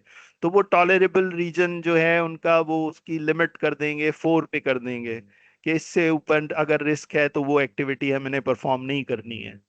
ठीक है, जब तक कि हम किसी भी तरीके से कंट्रोल्स लगा के कोई भी एफर्ट करके हम उसको नीचे लेकर आएंगे। अच्छा, अब जो टॉलरेबल रीजन है अलार्क का, वहां पे बस एक और चीज का जो हमें साथ में ख्याल रखना होता है, वो ख्याल रखना होता है कॉस्ट का। वो हमें कॉस्ट का ख्याल रखना होता है कि बाज दफा अगर हमें रिस्क को रिड्यूस करना है और लो रीजन में लेकर आना है, टॉलरेबल रीजन में लेकर आना है, लेकिन उस पर जो है हमारी कॉस्ट बहुत ज्यादा इन्वॉल्व हो रही है। ठीक है, तो अगर कॉस्ट हमारी बहुत ज्यादा इन्वॉल्व हो रही है तो फिर हम वहां पर जो है उसको नहीं कहेंगे कि ये अलार्म में आएगा। तो कॉस्ट भी हमारी बैलेंस होना चाहिए अगेंस्ट द रिस्क रिडक्शन, जो भी टाइम एफर्ट डिफिकल्टी हमें हो रही है उसके अगेंस्ट हमारी कॉस्ट भी बैलेंस होनी चाहिए। ठीक है, मिसाल के तौर पे हम किसी जगह पे टर्न अराउंड एक्टिविटी हो रही है हमारी, या प्लांट में कोई प्रोजेक्ट है, अब उसकी वहां पे हमें कोई क्रेन एक्टिविटी हो रही है। अब उस क्रेन एक्टिविटी की वजह से या कोई और क्रेन एक्टिविटी के अलावा साथ में पैरेलल में एक और एक्टिविटी हो रही है, उस एक्टिविटी के लिए हमें क्या करना पड़ रहा है, हमें रोड क्लोज करनी पड़ रही है। अब वो रोड क्लोज करेंगे हम, 2 दिन के लिए रोड क्लोजर हो जाएगा। अब वो रोड क्लोजर हो जाएगा तो क्या होगा, हमारा जो क्रेन एक्टिविटी वाला जॉब है वो तो खत्म हो जाएगा आज एक दिन के बाद। अब हम उस रोड क्लोजर की वजह से उस क्रेन को वहां से रिमूव नहीं कर सकते। आपने वो क्रेन जो है वो रेंट पे ली हुई है, कॉन्ट्रैक्टर उसको रेंट पे लेकर आया हुआ है। तो अब आपने तो सेफ्टी के खातिर रोड को क्लोज कर दिया, लेकिन अगर वो वहां से निकलने में डिफिकल्टी हो रही है, कॉस्ट बढ़ रही है, लोग वहां पे और काम नहीं कर सकते, क्रेन मूवमेंट की वजह से कोई एक्टिविटी नहीं हो सकती, तो कॉन्ट्रैक्टर की कॉस्ट वहां पे बढ़ रही होगी। बहुत सारी ऐसी इंटरलिंक्ड एक्टिविटीज हो जाती हैं। तो हमें इन सब चीजों का ध्यान रखना होता है कि हम सेफ्टी भी अचीव करें और कॉस्ट को भी मिनिमाइज रखें। जो हमारा सबसे लास्ट ब्रॉडली एक्सेप्टेड रीजन है, तो उसमें हमारे पास क्या होता है कि हम इजीली एट लो कॉस्ट हम रीजनेबल प्रैक्टिकल केबल कंट्रोल्स लगा सकते हैं और कंट्रोल कर सकते हैं। अब इम्पोर्टेंट क्या होता है कि हाई लेवल जब रिस्क होते हैं, बाज दफा हमें अगर टॉलरेबल रीजन से ऊपर रीजन में जाके अगर काम करना पड़ जाए, बाज दफा ऐसा भी होता है कि वो रिस्क मिनिमाइज नहीं हो रहा, टॉलरेबल रीजन में नहीं आ रहा, तो वहां पे फिर आपके लिए अब ये डिसीजन डिसिप्लिन है कि आपको फिर ये डिफाइन करना होगा कि अगर हम एन एक्सेप्टेबल रिस्क पर काम करेंगे तो उसकी अप्रूवल हमें किस लेवल से चाहिए होगी। जाहिर है जितना हाई रिस्क होगा उतना आपको हायर मैनेजमेंट से उसकी अप्रूवल लेनी होगी। तो आपकी हायर मैनेजमेंट का आपके पास फिर पूरा एक सिस्टम होना चाहिए, एक पूरा निज़ाम होना चाहिए। आपका जो रिस्क मैनेजमेंट या रिस्क असेसमेंट प्रोसीजर है, जो आपकी रिस्क मैट्रिक्स है, वो ये सब डिफाइन कर रही हो कि हाई रिस्क एक्टिविटी को प्रेसिडेंट या सीईओ ये उसको अप्रूव करेंगे। उससे कम लो एक्टिव रीजन में अगर कोई है तो जनरल मैनेजर की एक्सेप्टेंस काफी है। उससे कम रीजन में है तो फिर हमें मैनेजर की, प्लांट मैनेजर की एक्सेप्टेंस पे, अप्रूवल पे हम वो काम कर सकते हैं। तो इस तरह से हमारे पास इसकी भी एक हायरार्की होना चाहिए और उसके भी पूरी डॉक्यूमेंटेशन हो जाना चाहिए, पूरा रिकॉर्ड होना चाहिए। ठीक है, risk acceptance must be deliberate, documented and accountable. अब यहाँ पे क्यों होना चाहिए इस तरह से कि आपके स्पेसिफिक पर्सन असाइंड हो, ताकि उनकी एक ओनरशिप हो, रिस्क की भी ओनरशिप होनी चाहिए कि अगर एक रिस्क पे एक्टिविटी हो रही है तो किसने अलाउ किया है। ठीक है, विदाउट मैनेजमेंट इंफॉर्मेशन कोई भी अगर उसको रिस्क एक्टिविटी को कंडक्ट करवा देता है तो ये फिर उसकी अपनी इख्तियारात से आप कह लें एक तरह से आगे बढ़ के वो काम कर रहा होता है। फिर उस पे मैनेजमेंट जो है वो के इन्फॉर्म नहीं किया मैनेजमेंट को, मैनेजमेंट की अप्रूवल नहीं ली, उस पे मैनेजमेंट भी क्वेश्चन कर सकती है, इवन रेप्रिमेंडल एक्शन भी हो सकते हैं। अब जैसे यहाँ पे हम देखें कि ये सिनेरियो है कि एक ऑपरेटर ने टैंक में लेवल हाई लेवल हुआ, तो उसने सवाल किया अपने सुपरवाइजर से कि क्या मैं शट डाउन कर दूं, हम शट डाउन कर दें। जवाब क्या मिलता है सुपरवाइजर की तरफ से कि अभी हमारे पास टाइम है, it's false alarm, ignore it. उसने क्या क्विकली जवाब दे दिया कि ये फॉल्स अलार्म है, इसको इग्नोर कर दो। तो क्या आपके ख्याल में ये सही डिसीजन लिया उसने? नहीं, इसका यहाँ पे मिसिंग क्या चीज है, यहाँ पे risk based decision making missing है। उसने without knowing the facts, actual facts, उसने उसको कह दिया कि इसको इग्नोर करो। दूसरे सिनेरियो में क्या हो रहा है, दूसरे सिनेरियो में जब उसने यही सवाल किया तो सुपरवाइजर ने कहा कि शट डाउन अभी हम कर सकते हैं, अभी फौरी तौर पे जरूरत नहीं है, वी हैव टाइम, और मैं जाके देखता हूँ फील्ड में, चेक करता हूँ कि ये कहाँ से लिक्विड आ रहा है जो ओवरफिल की तरफ इसको ले गया है। तो this is a good practice.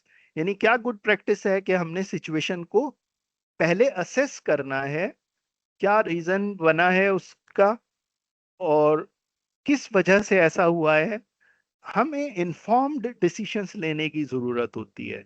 तो इस तरह से हम अपने प्लांट की सेफ्टी को और इक्विपमेंट की इंटीग्रिटी को मेंटेन कर सकते हैं। अगर हम without knowing the fact, without uninformed decisions लेंगे तो वो रिस्क बेस्ड डिसीजन मेकिंग नहीं होगी। तो हमें इन्फॉर्म्ड डिसीशंस लेने चाहिए जो बेस कर रहे हो रिस्क बेस्ड डिसीजन मेकिंग पे। अब यहाँ पे हमारे पास आ जाते हैं जनाब के जो हमारे डे टू डे ऑपरेशंस हो रहे होते हैं, उसके अंदर हमें रिस्क मैनेजमेंट भी साथ साथ करते रहना चाहिए वर्क प्लेस पे। उसमें हमें कौन हेल्प करता है? उसमें हमें हमारा सिस्टम है वर्क परमिट का, वर्क परमिट सिस्टम हमें हेल्प कर रहा होता है। आइसोलेशंस, लॉकआउट टैग आउट, ये हमें हेल्प कर रहा होता है। ब्लाइंडिंग के जरिए से हम डिफरेंट हैजर्ड्स को कंट्रोल कर रहे होते हैं। हॉट वर्क के जो हमारे पास प्रोसीजर्स होते हैं उसको हमें कंट्रोल करना होता है। कन्फाइंड स्पेस में जो एंट्री होती है उसके जो हमारे प्रोसीजर्स होते हैं वो कंट्रोल कर रहे होते हैं। साइमॉप्स या साइमल्टेनियस ऑपरेशंस, कोई भी दो टीम्स एक ही इक्विपमेंट पे या एक ही प्रोसेस पे अगर सेम टाइम पे काम कर रही होती हैं तो वो भी हैजर्डस है, वो हम कंट्रोल रखते हैं। Startup shutdown activity, critical activities होती हैं, इन पे भी हमें डे टू डे ऑपरेशंस में रिस्क मैनेजमेंट इन सब जगहों पे अप्लाई होगा। जब भी हम कोई ऐसी एक्टिविटी करने जा रहे हैं, इनमें से कॉन्ट्रैक्टर से कोई काम ले रहे हैं, सब जगह पे हमें विदाउट रिस्क असेसमेंट हम ये काम नहीं कर सकते, हमें रिस्क मैनेजमेंट करनी जरूरी है। तो आप इसको पहले रिस्क असेसमेंट करें। अब डिफरेंट सिचुएशन में डिफरेंट रिस्क असेसमेंट के आप मेथोडोलॉजीज इस्तेमाल कर सकते हैं। आपके वर्क परमिट सिस्टम में जो तरीका बताया गया है आपको, कुछ परमिट सिस्टम्स होते हैं जिसके अंदर कुछ बिल्ट इन चेकलिस्ट्स की सूरत में बनी हुई होती हैं, वहां पे आपने टिक कर दिया, हैजर्ड्स देख लिए और कंट्रोल्स देख लिए, काम कर लिया। या बाज जगह पे आपको अगर डिटेल्ड जॉब सेफ्टी एनालिसिस या टास्क रिस्क असेसमेंट की जरूरत होती है तो आपने वो कर लिया। तो इसी तरह से साइमल्टेनियस ऑपरेशंस में आपका ऑपरेशन जो है वो प्रायोरिटी डिफाइन कर देगा। वो दो टीमों में से एक टीम को रोक देगा कि पहले ये काम करेंगे, लॉजिकली इनका काम पहले बनता है, ये करेंगे, जब ये खत्म कर लेंगे तो फिर दूसरी टीम काम करेगी। तो साइमल्टेनियस ऑपरेशंस को कंट्रोल कर लिया जाता है।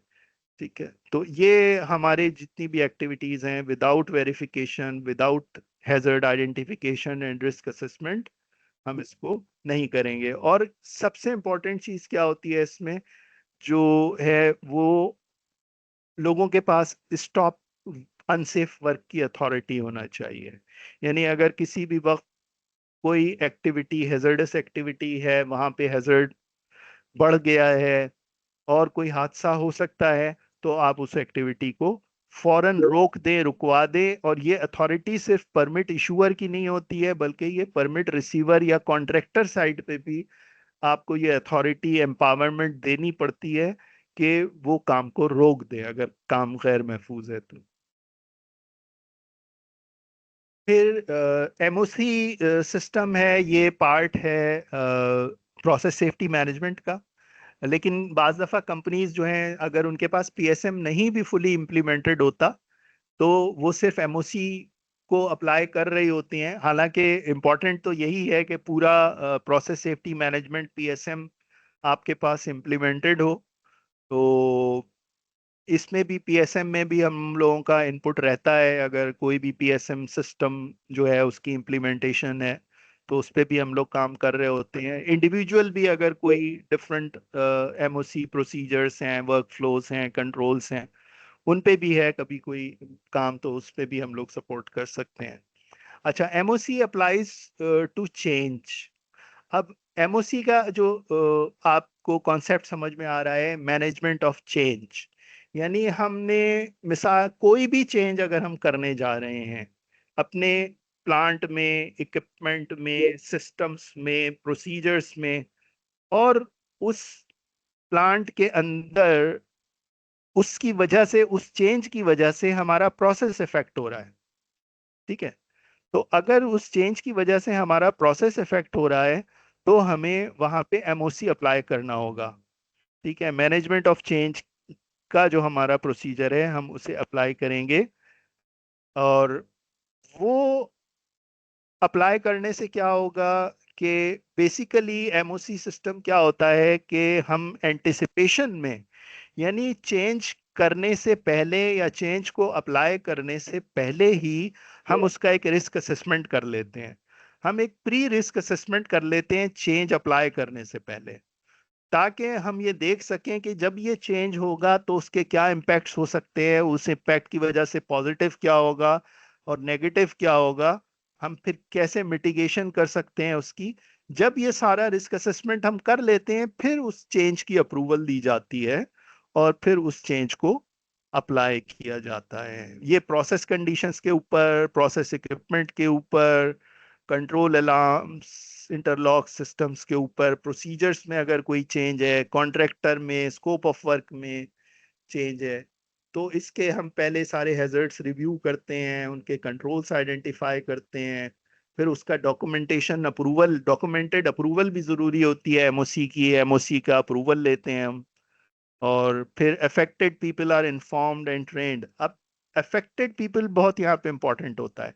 मिसाल के तौर पे चेंज तो प्रपोज किया ऑपरेशंस डिपार्टमेंट ने, ऑपरेशंस डिपार्टमेंट ने एक चेंज प्रपोज किया, लेकिन उसकी वजह से कौन कौन इम्पैक्ट होगा, उसकी वजह से जी मेंटेनेंस वालों को भी पता होना चाहिए उसके बारे में, उसकी वजह से प्रोसेस को भी पता होना चाहिए, उसकी वजह इलेक्ट्रिकल और इंस्ट्रूमेंटेशन भी उससे इफेक्ट हो रहे हैं। तो फिर क्या होता है, ये सारी अफेक्टेड पार्टीज मिल के बैठती हैं और एक एमओसी रिव्यू कमेटी बनती है जो कि तमाम अफेक्टेड पार्टीज को बिलोंग कर रही होती है। तो ये हम अफेक्टेड पार्टीज की एक कंबाइंड ज्वाइंट मीटिंग करवाते हैं, जो फिर मिल के उसको रिकमेंडेशंस देते हैं, और उन रिकमेंडेशंस की बेसिस पे वो अप्रूव या रिजेक्ट हो जाती है। तो एमओसी बेसिकली चेंजेस को रिव्यू करने का नाम है, उसके जरिए से हम उसे कंट्रोल करते हैं और तमाम अफेक्टेड पार्टीज को कंट्रोल करते हैं, फिर जाके उसे इम्प्लीमेंट करते हैं स्टार्टअप से पहले। फिर हमारा आ जाता है ऑपरेशनल रेडीनेस। इसमें हमें क्या करना होता है कि कोई भी अगर हमारा सिस्टम जो है, अगर या तो नया प्रोजेक्ट है, न्यू मॉडिफिकेशन है, न्यू प्लांट है, न्यू इक्विपमेंट है, इसको हम पहली बार स्टार्ट करने जा रहे हैं, तो ये प्री स्टार्टअप सेफ्टी रिव्यू भी इसे कहते हैं, पीएसएसआर, प्री स्टार्टअप सेफ्टी रिव्यू, या ऑपरेशनल रेडीनेस, यानी हम उसको ऑपरेट करने के लिए तैयार हैं या नहीं। तो हमें ये सवाल करना होता है, ये देखना होता है कि क्या हमारा इक्विपमेंट जो है वो चलने के लिए रेडी है, equipment is fit for service. उसके लिए जो सेफगार्ड्स या कंट्रोल्स रिक्वायर्ड हैं वो सारे मौजूद हैं। स्पेसिफिकली फॉर दिस इक्विपमेंट हमारे पास एसओपीज बने हुए हैं, मेंटेनेंस प्रोसीजर्स बने हुए हैं, तो सारे प्रोसीजर्स अपडेटेड हैं। लोगों को उन प्रोसीजर्स की ट्रेनिंग दे दी गई है। किन लोगों को? जो इफेक्टेड पार्टीज हैं, यानी standard operating procedures, operational staff को ट्रेन करना। एसएमपीज, स्टैंडर्ड मेंटेनेंस प्रोसीजर्स में मेंटेनेंस स्टाफ को ट्रेन करना। तो जिन जिन लोगों को ट्रेनिंग की जरूरत है उन्हें ट्रेनिंग भी दे दी गई है। एमओसी एक्शंस जब सारे क्लोज हो जाएंगे, जो एमओसी ने रिकमेंडेशंस दी थी कि सब ये रिकमेंडेशंस कंप्लीट कर लीजिए, फिर आप चेंज कर लें। फिर भी अगर कुछ हो जाता है तो हमें किसी भी इमरजेंसी से मुकाबला करने के लिए अपनी emergency readiness, emergency response plan, ये भी हमारा कंफर्म होना चाहिए और तैयार रहना चाहिए। तब हम किसी भी स्टार्टअप की तरफ जा सकते हैं। तो ये जो हमारा मेथड है, ये भी हमें किसी बड़े हादसों से, मेजर एक्सीडेंट्स से बचा सकता है। फिर असेट इंटीग्रिटी, जो कि मैकेनिकल इंटीग्रिटी भी कहलाता है, और बाज जगह इसको asset management reliability, asset integrity कहा जाता है। डिफरेंट नेम्स हैं इसके। इसमें बेसिकली क्या है कि हमारे प्लांट्स में जितने भी इक्विपमेंट्स हैं, जब मैं सेफ्टी क्रिटिकल इक्विपमेंट्स के बारे में आपको बता रहा था तो मैंने कहा था कि उसका रिलेशन होता है मैकेनिकल इंटीग्रिटी से, एसेट इंटीग्रिटी से। तो आपने पहले आइडेंटिफाई कर लिया है हेजॉप के जरिए से कि आपके कौन से इक्विपमेंट, इंस्ट्रूमेंट, डिवाइसेस जो हैं वो सेफ्टी क्रिटिकल हैं। अब जब आपने ये आइडेंटिफाई कर लिया तो फिर आपको उनकी कंडीशन को प्रॉपर मेंटेन करना होता है। उनका proper inspection, proper testing, proper fitness उसकी मेंटेन करनी होगी। तो ये हमारा प्रोग्राम जो है, ये असेट इंटीग्रिटी प्रोग्राम कहलाता है या मैकेनिकल इंटीग्रिटी प्रोग्राम कहलाता है। कि आप अपने सेफ्टी क्रिटिकल इक्विपमेंट्स का ध्यान रखें, ख्याल रखें कि उनके फेलियर की वजह से कोई हादसा ना हो। अब जैसे यहाँ पे नंबर 2 पे आप पाइप देख रहे हैं, एक लाइन है, उसमें से ड्रॉप निकल रहा है, यानी अगर कोई करोजन होगा, इवन पिन होल भी हो जाएगा, तो वो पिन होल भी जो है वो गैस की या फ्लेमेबल मटेरियल की या टॉक्सिक मटेरियल की रिलीज का सबब बनेगा और उसकी वजह से कोई हादसा हो सकता है। तो हमें इन सब चीज़ों को देखते हुए अपना पूरा एक असेट इंटीग्रिटी प्रोग्राम बनाना होता है। अच्छा, असेट इंटीग्रिटी प्रोग्राम सिर्फ यहाँ पर कंप्लीट नहीं हो जाता, बल्कि उस असेट इंटीग्रिटी प्रोग्राम के तहत आपके जो जो इक्विपमेंट्स हैं उनके लिए क्या स्टैंडर्ड इंजीनियरिंग प्रोसीजर्स हैं, यानी उसके लिए एपीआई क्या कह रहा है, एएसएमई क्या कह रहा है, ठीक है, नेस क्या कह रहा है, आपका जो फायर से रिलेटेड आपके प्रोसीजर्स हैं वो सारे क्या कह रहे हैं, जो एनएफपीए के आपके स्टैंडर्ड्स हैं। तो आपको इन सारे स्टैंडर्ड्स को भी रेफर करके पूरा अपना डिटेल्ड में एसेट इंटीग्रिटी प्रोग्राम जो है वो बनाना होता है, जिसको हम कहते हैं रागा गैप कहलाता है।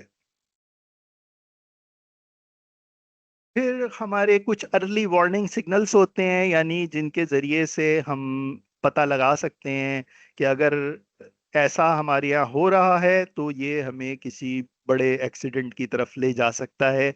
ये वीक सिग्नल्स में हमें अगर कोई रिपीटेड लीक्स हो रहे हैं छोटे छोटे, हम उसे ये कह के इग्नोर नहीं कर सकते कि वेरी स्मॉल लीक।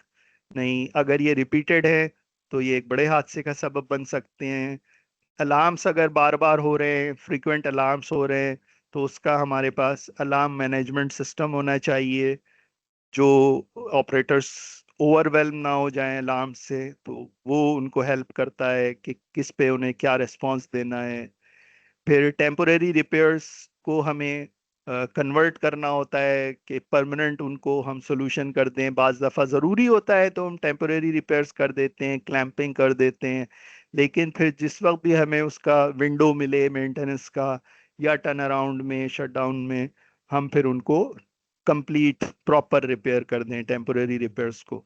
इसके लिए भी हमारी जो लिस्ट बनती हैं टेम्पोरेरी रिपेयर्स, अक्सर कंपनीज क्या करती हैं कि ये टेम्पोरेरी रिपेयर्स को, क्लैंपिंग को इसको भी अपनी एमओसी लिस्ट में डाल देती हैं।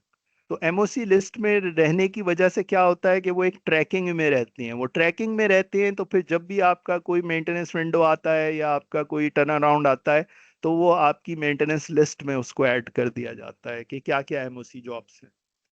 फिर अगर कोई आपके इंस्पेक्शंस हैं, इंस्पेक्शंस ओवर ड्यू हो गए, हफ्ता गुजर गया, चले ठीक है, किसी अवेलेबिलिटी की वजह से, ऑपरेशनल अवेलेबिलिटी की वजह से नहीं हो सका इंस्पेक्शन, ठीक है, एक्सेप्टेबल है। लेकिन अगर उसको महीना हो गया, 2 महीने, 4 महीने होते चले जा रहे हैं, इतना ओवर ड्यू हो रहा है, तो फिर वो अनसेफ है। ठीक है, आप सेफ गार्ड्स को बाईपास कर रहे हैं, ये भी अनसेफ है। अगर कोई भी कंट्रोल आपका सेफ गार्ड बाईपास हो रहा है तो उसको भी पूरा प्रॉपर लॉग किया जाता है, उसके लिए भी एमओसी बनाई जाती है ताकि वो आउट ऑफ साइट इग्नोर ना हो जाए। ठीक है, परमिट्स के अंदर बार बार अगर सिमिलर डेविएशंस आ रही हैं, प्रॉब्लम्स आ रही हैं, तो उसको भी हमें तवज्जो देनी होती है। ये वो सारे वीक सिग्नल्स हैं, अर्ली साइंस हैं जो हमें बता रहे होते हैं कि अगर ऐसा हो रहा है तो हम खतरे में हैं।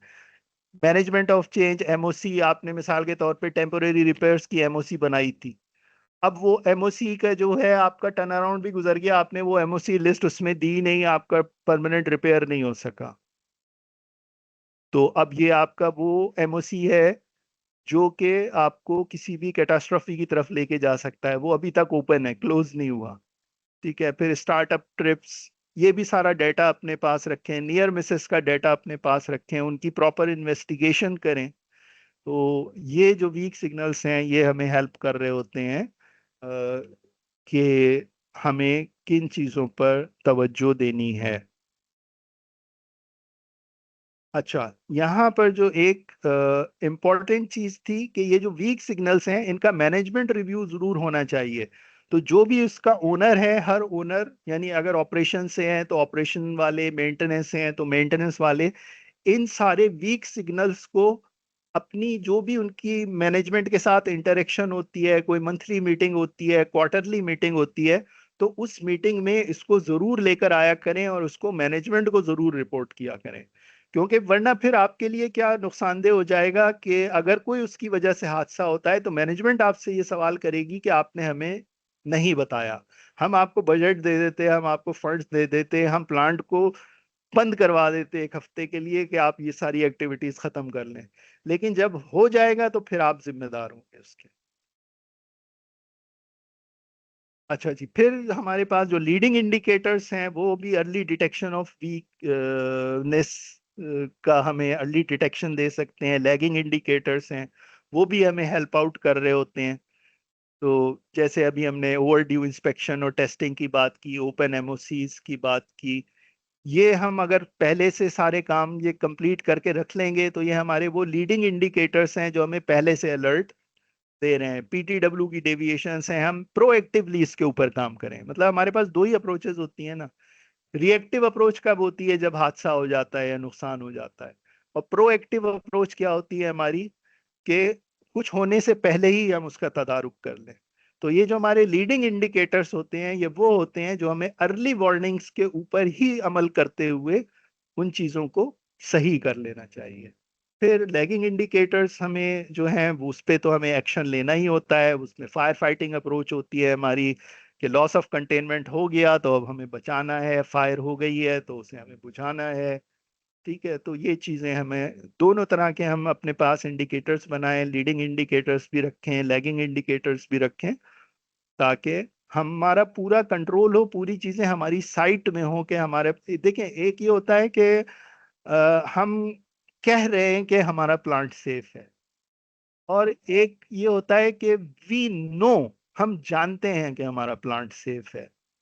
एक ये कह देना कि हमारा प्लांट सेफ है, वो इस वजह से आप कह रहे हैं कि कोई हादसा नहीं हुआ।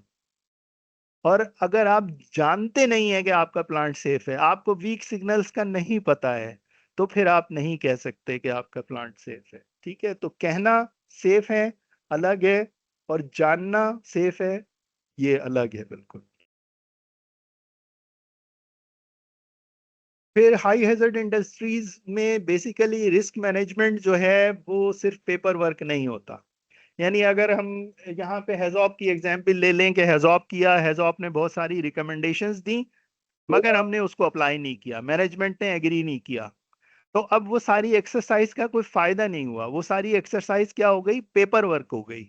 आपने जॉब सेफ्टी एनालिसिस बनाया कॉन्ट्रैक्टर के साथ मिलके बैठ के तमाम पार्टीज ने, लेकिन उसके बाद जो टास्क रिस्क थे, जो कंट्रोल्स लगाने थे, वो कंट्रोल्स फील्ड में नहीं लगाए, फिर उसका कोई फायदा नहीं है। फिर सिर्फ हम बात करते हैं, पेपर के ऊपर पेपर वर्क करते हैं, बियॉन्ड पेपर वर्क कुछ नहीं है। तो हमें हैजर्ड्स को जो है पेपर वर्क से बाहर निकाल के लेके आना है, हमें रिस्क मैनेजमेंट को अपने पेपर वर्क से बाहर निकाल के लेकर आना है और उसको एक्चुअली फील्ड पर इम्प्लीमेंट करना है।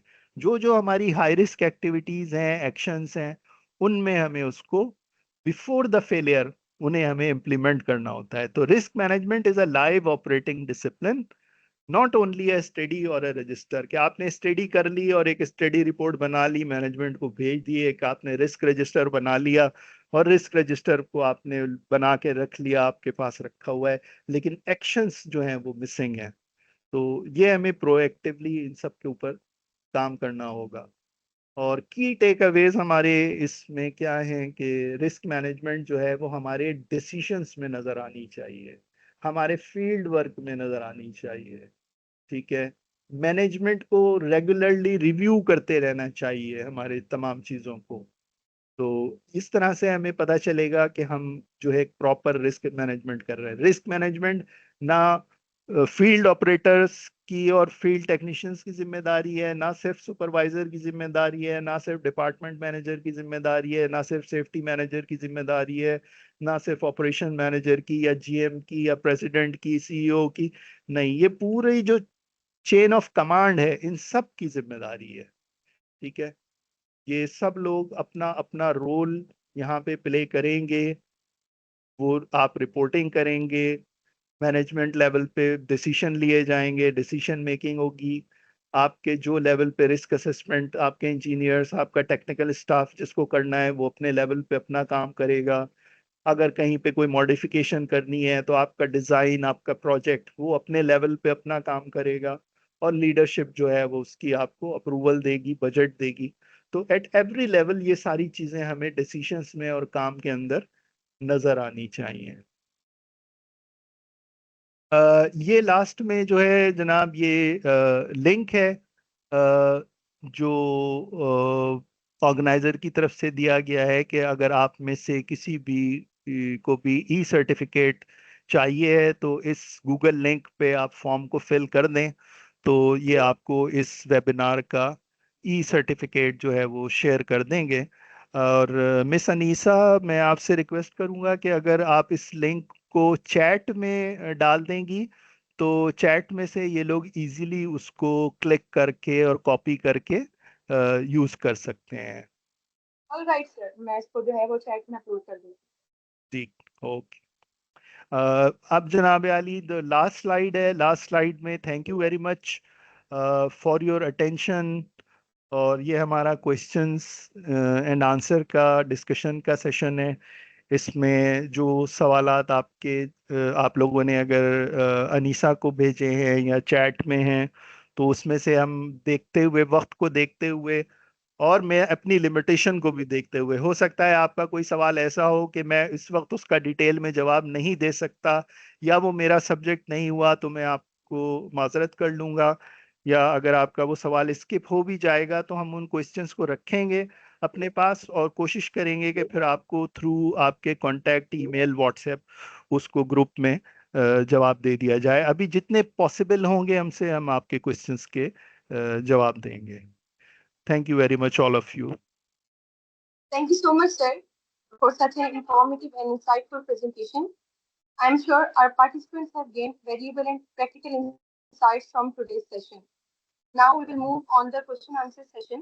If you have any questions, please feel free to type them in the Microsoft Team chat box. We will take the questions one by one and Sir will address them. So please feel free to share your questions. Thank you.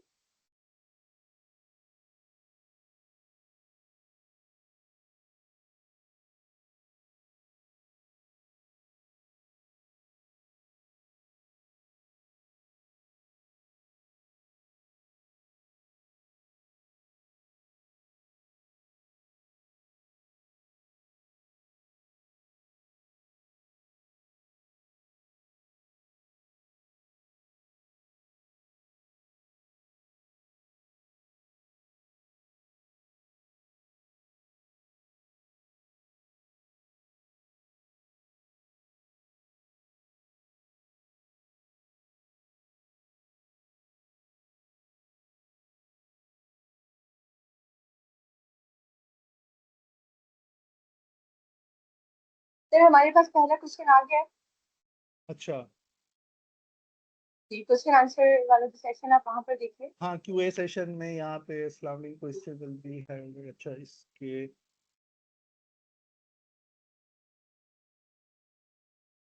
पहला question, ये Qatar incident के बारे में सवाल किया है बिलाल अख्तर साहब ने। मुझे इसकी बहुत सारी डिटेल्स का इल्म नहीं है, तो लिहाजा मैं इस पे कमेंट्स नहीं कर सकूंगा। मैंने रिक्वेस्ट तो किया हुआ है अपने रिसोर्सेज से कि अगर मुझे इसकी कोई लेसन लर्न की रिपोर्ट मिल जाती है तो मैं बिल्कुल शेयर कर सकता था आपके साथ। फिर उसके बाद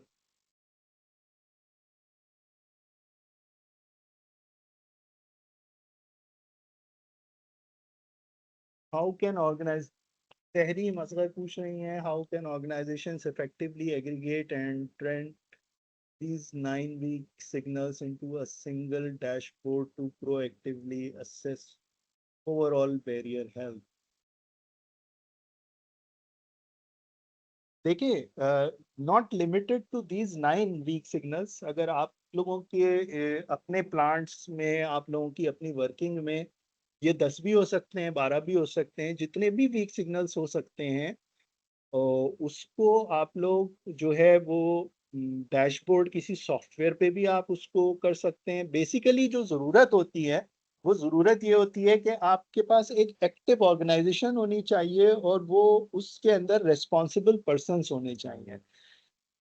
आप जब तक ये रेस्पॉन्सिबल पर्सन्स और अकाउंटेबिलिटी नहीं होगी, उस वक्त तक ये चीज़ें जो हैं प्रोएक्टिवली इम्प्लीमेंट नहीं हो सकेंगी। अगर आपका कोई प्रोसीजर ऐसा है जिसके अंदर ट्रैकिंग मैकेनिज्म है, यानी जैसे ऑडिट्स होते हैं, ऑडिट होता है, इंस्पेक्शन होता है। अब आप लोग जिस वक्त ये वीक सिग्नल्स को रिपोर्ट करते हैं तो आपका एक रिपोर्टिंग सिस्टम होता है, आप उसको रिपोर्टिंग सिस्टम में डाल दें। वो रिपोर्टिंग सिस्टम को फिर कोई इंसिडेंट इन्वेस्टिगेशन टीम बनती है या सिंगल इन्वेस्टिगेशन टीम बनती है, वो उसको इन्वेस्टिगेट करेंगे और फिर उसको प्रोएक्टिवली इम्प्लीमेंट किया जा सकेगा। अदरवाइज क्या होता है कि चीज़ें जो हैं वो अधूरी रह जाती हैं, उन पे कोई एक्शंस और डिसीशंस नहीं होते। I hope I answered your question. फिर वजाहत साहब पूछ रहे हैं, could you please share the approximate time और schedule for when the question answer. अच्छा, ये तो इसके बारे में है। अच्छा, ये लिंक शेयर कर दिया आपने। ISO IEC 1709 weak signals. देखिए, अगर आपकी ऑर्गेनाइजेशन में ये सिस्टम इम्प्लीमेंट है, आप इसको किसी, देखिए जितने भी ISO के सिस्टम्स हैं वो सारे जो हैं वो इंटीग्रेटेबल हैं। आपका अगर असेट मैनेजमेंट सिस्टम है आपके यहाँ, तो आप इसको अपने असेट मैनेजमेंट सिस्टम में डाल सकते हैं। अगर ये वीक सिग्नल्स आपके OHS से रिलेटेड हैं तो आप इसको अपने ISO 45001 सिस्टम के अंदर डाल सकते हैं। तो आप किसी ना किसी अपने सिस्टम के साथ देखें जिसके साथ रेलेवेंस बन रही है, तो जिसके साथ भी रेलेवेंस बन रही है आप उसके अंदर इसको इंटीग्रेट कर सकते हैं। एनवायरमेंटल सिस्टम्स हैं उनमें आप उसको इंटीग्रेट कर सकते हैं। तो देयर आर मैनी सिस्टम्स के जिनके साथ आप रेलेवेंट उसको इंटीग्रेट कर सकते हैं। अच्छा, मिस अनीसा, एक कमेंट आया हुआ है कि लिंक ओपन नहीं हो रहा, तो थोड़ा देख लीजिएगा आप। जी, मैंने अगेन शेयर कर दिया है, इंशाल्लाह इस बार हो जाएगा।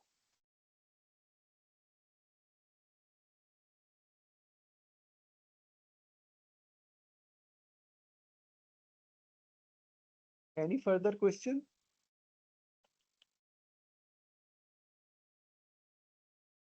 रेसिडुअल रिस्क, अच्छा हाँ, गुड क्वेश्चन।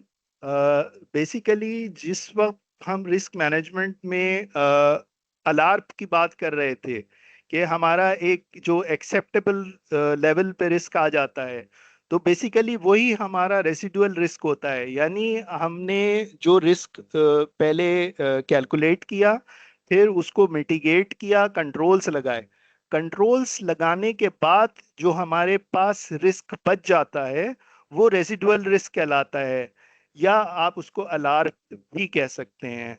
तो ये हमारा जो रिस्क असेसमेंट अलार्म है, या हमारा एक्सेप्टेबल रिस्क का जो रीजन है, ये कहलाएगा।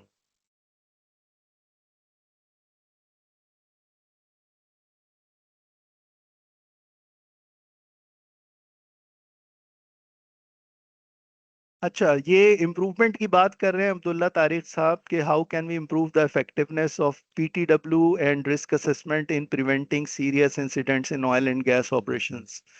देखें, बेसिकली क्या है, सिस्टम्स सब जगह बहुत अच्छे बने हुए होते हैं।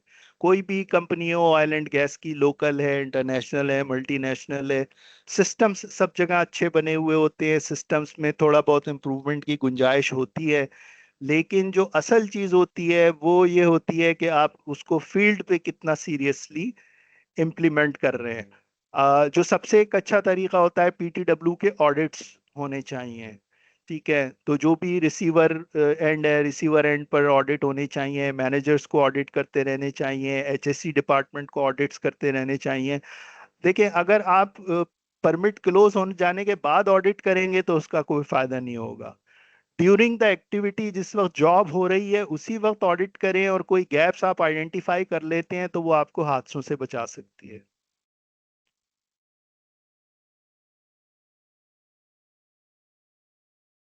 एक सवाल अभी यहाँ पे, how often should risk assessment be reviewed. देखें, यूजुअली तो रिस्क असेसमेंट आपको हर नई एक्टिविटी करने से पहले, जो भी एक्टिविटी आप करने जा रहे हैं उससे पहले रिस्क असेसमेंट करना जरूरी होता है। लेकिन किसी वक्त अगर कोई आपने एक्टिविटी कर ली है और किसी खास जगह पे आपके हादसा हुआ है, इंसिडेंट हुआ है, तो आप दोबारा उस वहां पे रिस्क असेसमेंट कर लें। कंडीशंस कहीं पे चेंज हो रही हैं तो आप दोबारा से रिस्क असेसमेंट करेंगे। ऐसी सूरत में तो कहीं पे भी कोई ऐसी चेंज हो रही है तो आपने वहां पे दोबारा रिस्क असेसमेंट करना है।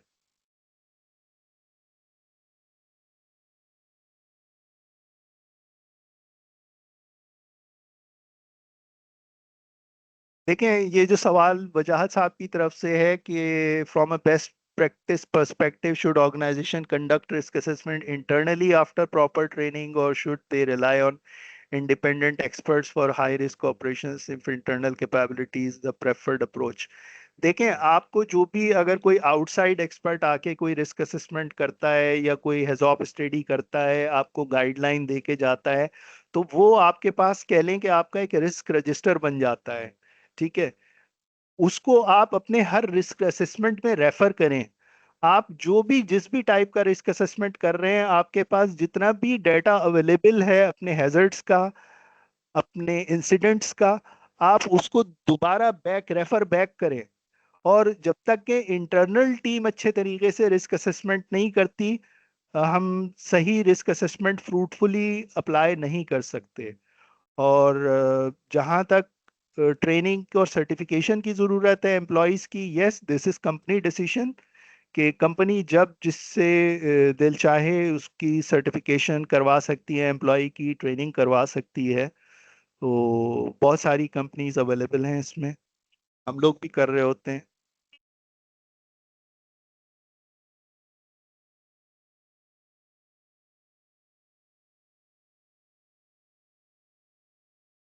नहीं, एमओसी का जो सवाल है, ये बहुत अच्छा सवाल है। नहीं, इसमें कंफ्यूज नहीं होना चाहिए हमें कि एमओसी सिर्फ सेफ्टी क्रिटिकल इक्विपमेंट के लिए नहीं है।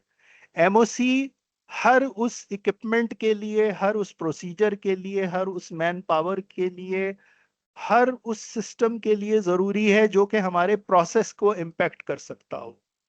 Not only equipment, procedures, systems, equipments, instruments, devices, कोई भी चीज जो आपके प्रोसेस को इम्पेक्ट कर रही है, उसमें अगर आप कोई चेंज ला रहे हैं, और अगर वो change similar, same to same चीज है, तो आपने एमओसी नहीं करना, वो रिप्लेसमेंट इन काइंड कहलाएगी।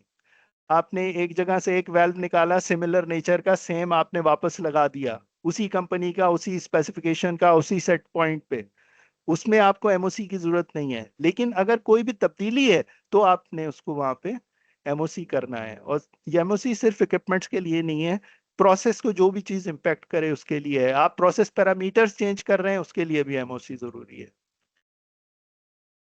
Minimum acceptance criteria for residual risk जो है वो, देखें, ये कंपनी का डिसीजन होता है। इसमें कोई आपको ऐसे इंटरनेशनली या कोई गाइडलाइन नहीं है कि आप अपना रिस्क, आप हर कंपनी की अपनी एक रिस्क मैट्रिक्स होती है। जैसे मैंने कहा था कि किसी की 5x5 रिस्क मैट्रिक्स होती है, किसी की 8x8 रिस्क मैट्रिक्स होती है। तो उसके लिए कोई फिगर देना या कुछ बताना कि आप 4 तक जाएं, आप 5 तक जाएं, आप 3 तक जाएं, तो ये पॉसिबल नहीं है। हर कंपनी अपने रिस्क क्राइटेरिया के मुताबिक, अपने रिस्क असेसमेंट प्रोसीजर के मुताबिक अपने लिए खुद एक कट ऑफ सेट करे कि उनको क्या लिमिट रखनी है अपने मिनिमम एक्सेप्टेबल रिस्क।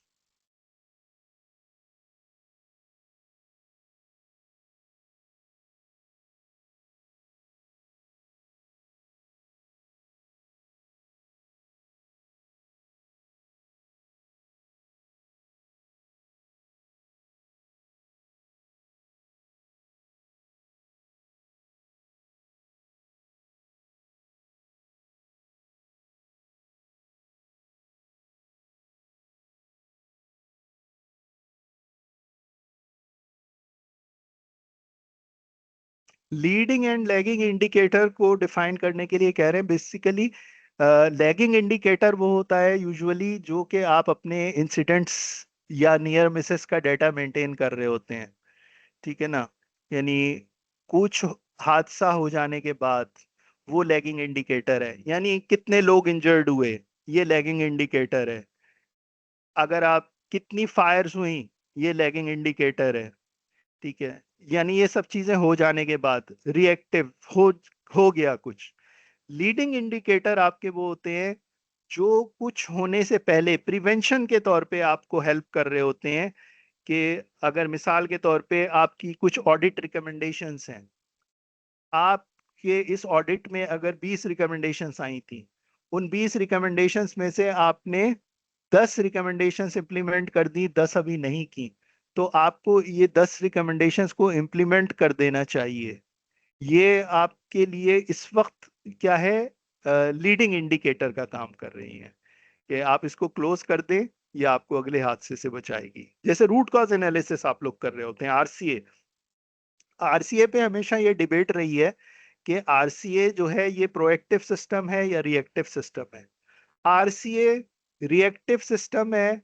जब हादसा हो जाता है, हादसे के बाद हम इन्वेस्टिगेशन कर रहे होते हैं, तो वो हमारा रूट कॉज एनालिसिस जो है वो रिएक्टिव सिस्टम होता है। लेकिन जब रूट कॉज एनालिसिस करने के बाद 4 5 6 रिकमेंडेशंस आपको दे दी जाती हैं कि आप इन रिकमेंडेशंस को फील्ड में अप्लाई कर दें ताकि ये दोबारा रिपीट ना हो, तो अब ये जो रिकमेंडेशंस हैं आपके लिए, ये लीडिंग बन गई। यानी अब हादसा होने से बचाएंगी ये आपको। तो कुछ होने से पहले ये लीडिंग इंडिकेटर्स में आपके काउंट की जाएंगी।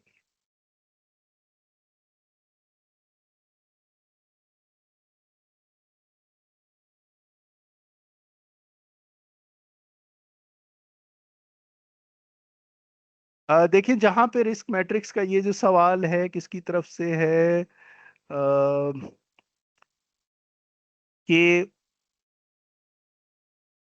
खैबर खान साहब की तरफ से सवाल है, रिस्क मैट्रिक्स के बारे में पूछ रहे हैं ये कि हम वैल्यूज कैसे असाइन करेंगे। देखें, ये उमूमन क्या होता है कि ये टीम की सूरत में होता है रिस्क असेसमेंट। जो भी लोग साथ में बैठे होंगे वो रिस्क असेसमेंट अपने रिस्क मैट्रिक्स को रेफर करेंगे, और उस रिस्क मैट्रिक्स में जो वैल्यूज दी हुई हैं 1 2 3 4 5 की, उन हर वैल्यू के साथ कोई ना कोई चीज डिफाइन की गई होगी आपकी रिस्क मैट्रिक्स में। यानी मिसाल के तौर पे अगर खुदा न खास्ता फेटेलिटी होती है, तो ये रिस्क जो लेवल है रिस्क मैट्रिक्स में, ये 5 पे होगा, हाईली क्रिटिकल। कोई जख्मी हो जाता है वो 4 होगा, उससे लेस। कोई माइनर इंजरी होती है उससे लेस, फर्स्ट एड इंजरी होती है उससे लेस। तो इसी तरह से हम रिस्क असेसमेंट की जो वैल्यूज हैं, जो आपके रिस्क असेसमेंट ने डॉक्यूमेंट में डिफाइन की हैं, उसी को देखते हुए हमें करनी होती हैं। तो हर कंपनी की, हर ऑर्गेनाइजेशन की रिस्क मैट्रिक्स जो है वो अलग होगी।